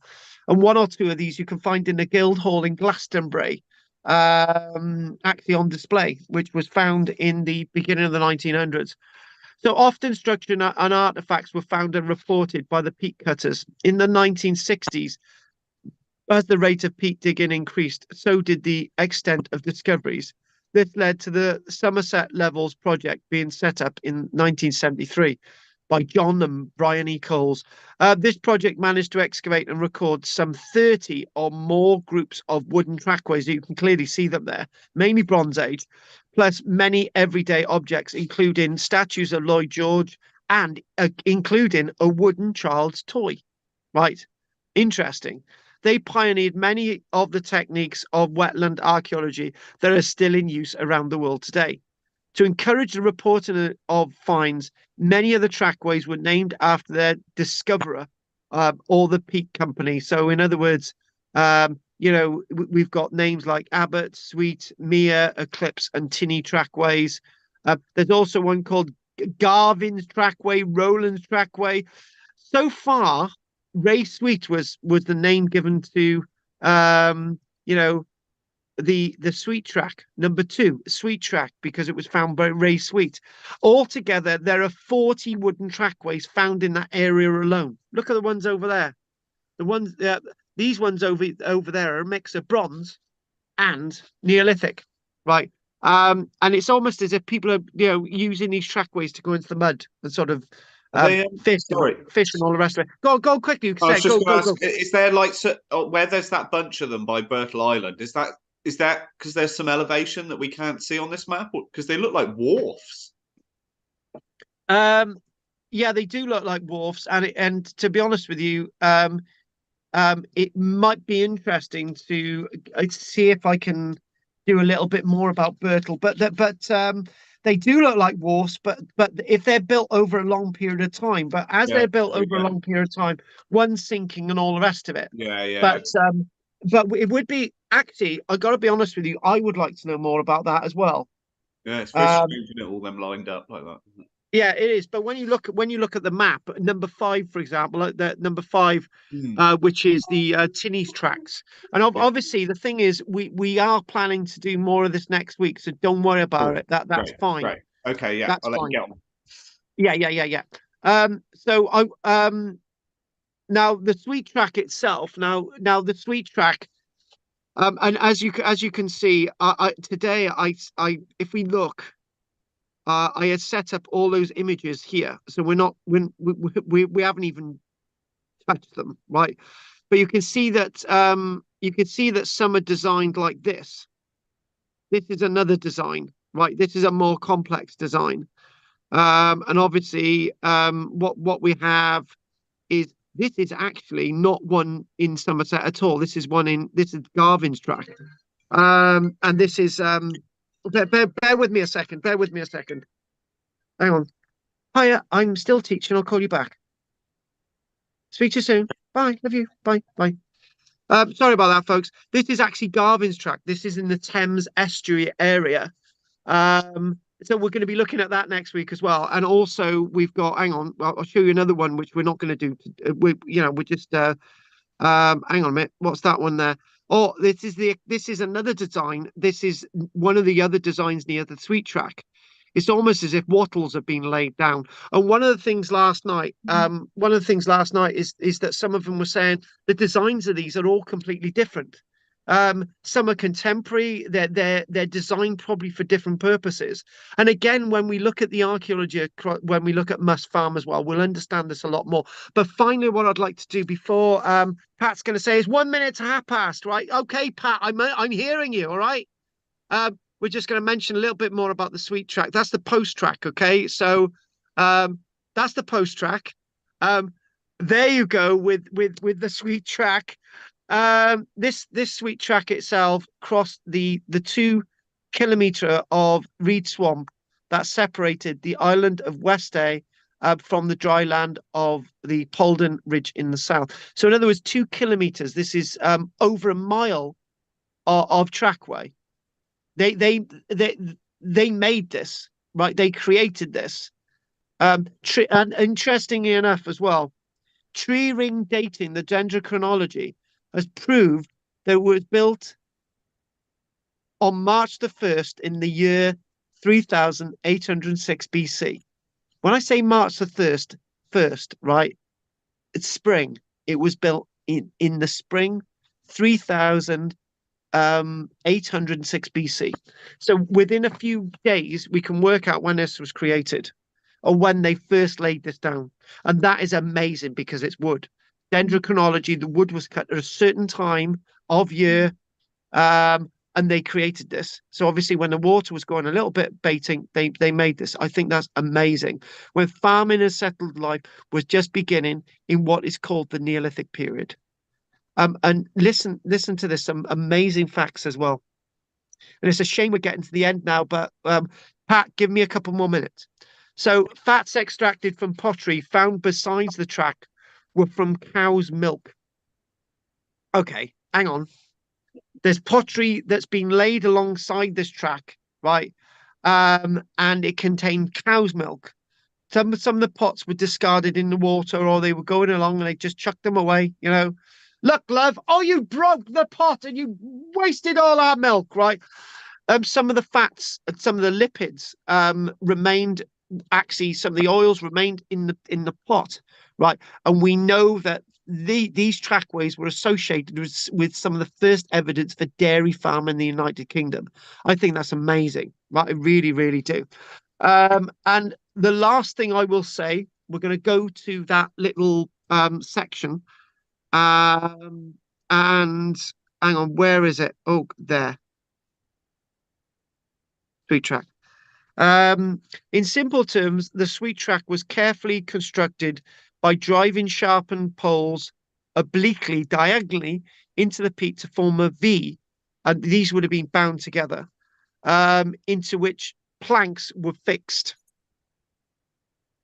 These planks were then stabilized by driving long pegs. You can see a long peg there, through holes in the planks and down into the peat and clay beneath. It also sounds very easy until one remembers that there were no saws or steel axes, just wooden wedges and stone axes. Now, these were created in the Neolithic period, but later on in the Bronze Age, they were able to create these because we had bronze axes. And one thing I want to finish with today is the reconstruction efforts to create these. Now, look at that. Obviously not done a brilliant job. But this is what they're doing. Unfortunately, they've bloody cheated. They've gone to the local farmer's place and they've taken posts and they've rammed them in the ground, right? Which is cheating, really. But then again, easy way of doing it. And these are the plank ones that they're just sticking down. Right. And again, look at that. Okay, putting the post in the ground. The one problem with this is that they're actually using, instead of using alder, they're going to be using a pine, or they're going to be using a larch. And larch doesn't last long. Larch breaks down and so on. Right. I'm just going to say quickly before we go on to the questions, anybody online, don't forget to like and subscribe, and please send over a donation if you can. And the link is actually coming up online now. So what we're going to do, we're going to call that a day now, and more of these trackways next week. What you guys are finding now is that the subject matter is just so massive, and there's so many questions that I think will be languishing in the Bronze Age until probably, I don't know, July. And we will get onto the Iron Age, and we'll all hope that the Iron Age is as interesting as the Bronze Age, which I'm sure it will be. On that note, I'm going to quickly look at the chat box, and we're going to go. Oh, here we go. You have trackways in Ireland, the Manny Bog trackway and the Corley trackway, and actually, we're going to do a Cumbrian trackway as well. Do you know what? There you go. This is what I mean. We're going. There's so much to do. There really is. And I will write them down at the end. Thank you very much again for that, Henry. And can I just mention, if anyone's got an obsession, Peter, with a certain part of their landscape, Devon and Dorset, right? Chuck in some stuff that if you want us to cover, it would be very grateful. If anything comes up, I'll let you know. Yeah, please do. Burnt mounds. We did that one. We found one. Right. So, Peter, whilst you're on, is there anything you want to say? No, I'll leave my trackway questions for next week. Oh, okay. No, that's fine. I'll wait till we've learned a bit more, and then I'll see what I got. Make sure you got them written down, because if it was Anne, she'd have forgotten by next week. All right, yeah, Right. no problem. Okay, thank you for that. Okay, we'll leave those for next week, Peter. Okay, fair enough. Thank you, And Carl.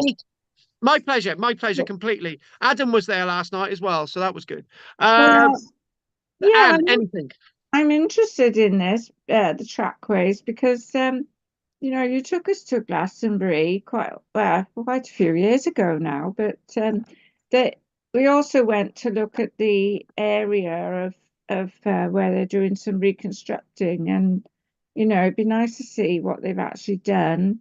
Well, Yes. actually, it'd be nice to go on a trip down there, but yeah, I'm interested in this to see what's about the Glastonbury. I'm sure. Elsewhere.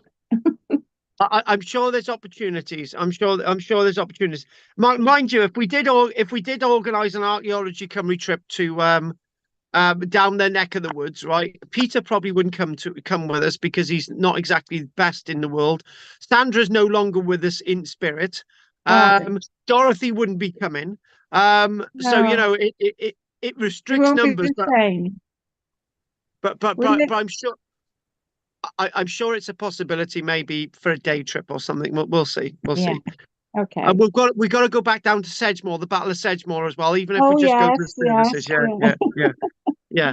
That was a good trip. That was a good trip. Lots of them were good ones. Right. Anyway, thanks. If there's nothing else, Anne, we're going to go on to Pat. Nothing No, for me. thank you. Thank you. Okay. Thank you. Right. Okay. Many thanks. Okay. Next, we're going to do Henry. Oh, he's looking at something. He's muted. Muted. Henry's I'm you're back now. muted. Right. You alluded to they didn't have saws. Do you recall that we came across the 2,500-year-old iron saw in Turkey? Oh yeah. Right. I can get away with the answer that this is not the Iron Age that we're talking about. However, you've got a very, very good point, because I'm gonna say this as well, that in the Mesolithic period they developed harpoons, right, which had microlithic microlithic flints, which were well placed along a linear line, right? And if you think about it, you could design something like that in the Neolithic period, which uses microliths as a saw. Yeah. And why not? If you can use that as a harpoon, why can't you devise something 1,000 or so years later that can cut, right? And also, you know, the idea of a bronze saw is also possible, right? You know, and or a friction saw, or a chainsaw, not as a, but you know, using a chain to saw as well, with various links. There are ways of doing it. There really are. Because looking at the planks in Ireland, a lot of them are laid not lengthways, widthways. So they're actually creating a larger roadway. And we did see that with some of the examples within the sweet track landscape as well. There are examples like that, which are are sideways rather than lengthways. Yeah, we do see that. And actually, do you know what I'm going to do, right? Because there's so much interest in these bloody trackways, I might take the risk and just do trackways next week. All right. The reason why we got the ones in the Thames Valley, we've got the ones in Wales, we've got the ones in Cumbria, we've got the ones in Ireland, right? You know, it might be something. Or what I might do next week is I might just do trackways for most of it, and then we'll chuck something in at the end, which was meant to be next week's lecture, and then we'll follow on with that the following week. So you know, there's two topics that we still got to come back to: the Mold Cape, and we've got Flag Fen as well, still to come back to. And I can't really do Must Farm until I completed Flag Fen. I can't do Must Farm until I've done the trackways, right? And obviously we can't complete the gold stuff until we completed the mold. So there's lots of things that interlinked here. So is there anything else, Henry? That's it. Thank you very much. Very interesting. And thanks for all your comments as well, Henry. That I'm going to write some of them down actually before I go. Right, Richard, anything from you, lovely? No, interesting subject. Look forward to next week. Okay, that's That's perfectly it. fine. That's it from me. That's it from you. Well, I've enjoyed today, and it's gone a little bit further over, but that's fine. It's not going to go until 10, Pat. We are done. But if anyone wants to say anything else, they need to do so now. If not, I really appreciate your support, and we'll call it a day. That's it. So thank you very much, Peter, Richard, Pat, Anne, and Henry. See you all next week. Thank you very much, folks. Night. Bye, Bye. everybody. All have a Bye. good week. Bye. Night, folks. Bye. Night. Bye. Top of the world to yourselves. Shing the foil. Happy Valentine's Hey, Day and Ash abs- Wednesday. Happy Valentine's Day. Can I ask two people in Ireland, right? I am so annoyed because of my relative in Ireland contacted me a month ago, and I say, right, I'll send some of my books over for my auntie or whatever. And we put four of the books in a package, and it's clearly marked that the contents, and it's a gift. And it's gone to Southern Ireland, and they've got a month to process this. And I'm thinking, I thought there was no border in trade between mainland Britain and Ireland, but there There obviously is. is. There Oh is. Yeah. yes, there is. Anything you have to pay tax on the item that you send across, Yeah. Yes. and likewise coming the other way as well. And it's all got to go through Northern Ireland, hasn't it? Or has it got to go, or do they? Yeah. I thought there was not supposed to be a border. I'm afraid there is, No, there is. There is. Yeah. and it's proving to be a nightmare. Yeah. Oh, and apparently The, she'd the said North is all right. The North that. is all right. It's So fixed. can I just ask you a question, right? Two questions, right? She's also had a friend send her a bottle of gin, and she's had to pay a £50 tax import duty. Also, if I've got a contact in Northern Ireland, right, can the person from Northern Ireland then just send it over the border? And is there any taxes? I can't answer that question. Don't know the answer. I can find out for you, but not tonight. Yeah, yeah, please do. Right. Okay. I got a feeling they'd have to pay tax. Oh, Yeah, but don't. I don't know, so I'll ask. it's supposed to be an open border between the north and the south. Yeah, we went through the north and the south. Yeah, we went through no trouble, but of course they can stop you now and then. But I'll find out. Okay, okay. Oh, Is good there night now, anyway. is there border guards between Northern Ireland and the south anymore? Well, it's not. Yeah, they have a border. They have a border. But not really. It's not. It's not on the motorway. It's like a. Well, it's quite a few years ago, but they did have like a border, but it's not a real border. Not like Oh, for guards. God's No, they sake. don't do guards. Right. Okay. Okay. Okay. Um. They do Right. border points. Anyway, thanks for my Taoiseach giving me responses to my questions. Right. Okay then. If there's nothing else, guys, I will see you soon. Yeah, have a good week. Enjoy Anyway, your acting. I will, and really appreciate your contributions as well. And I was yesterday it was, we've got these trackways in Cumbria, and I thought, right, and it would seem fitting to do something in Ireland. And oh, we're gonna have to forget Scotland for now.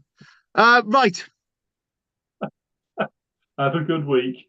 You have a good week. Take care. Have a good And- one. Thanks for your support. I'll speak to you next week. Right, bye for now, and lie down in a darkened room.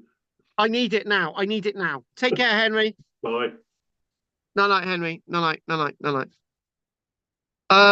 Anyway, thanks everybody, Black Patch's dog, and everybody's support online. We there was like 10 of us today online on YouTube. That was really, really good.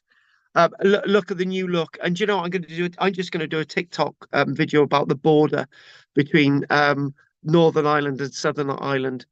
Now I've got lots of stuff to write down in the chat box. So if you guys want to say anything, please do. But I'm going to go into the chat box, and I'm going to write some of my chat box stuff down, and you can join us. So we've Right, okay, so we're going to do this now. So in the chat box, it says as follows. Here we go. Did you find the gold boat? Right, so we've got the did you find the gold boat? Now, the gold boat in Ireland, that's a gold artifact in Ireland. So we've got, did you find the gold boat? So Henry said that, did you find the gold boat? That's the one. So we'll look at the golden boat next week. The gold boat that is made of gold in Ireland. We'll do that next week. Gold was for trade. Yeah, I think we're getting around that the gold is for trade. You know, it's a mass product. Gold was for trade. I would agree with Henry on that. Okay, that's that one. The Brighton Hoard. Anyone interested? We'll look at the Brighton Hoard next week. The Broighter. That's another one coming from Henry. The Brighton Hoard. We're going to look at that Brighton Hoard. Look at that. You have trackways in Ireland. The Many Bog Trackway, which is Mayne Bog Trackway. Do that next week. We'll do the Corlia Trackway. So so in the chat again, you've done the Broighter Hoard. You've got the Broighter Hoard. Okay, then you go down there.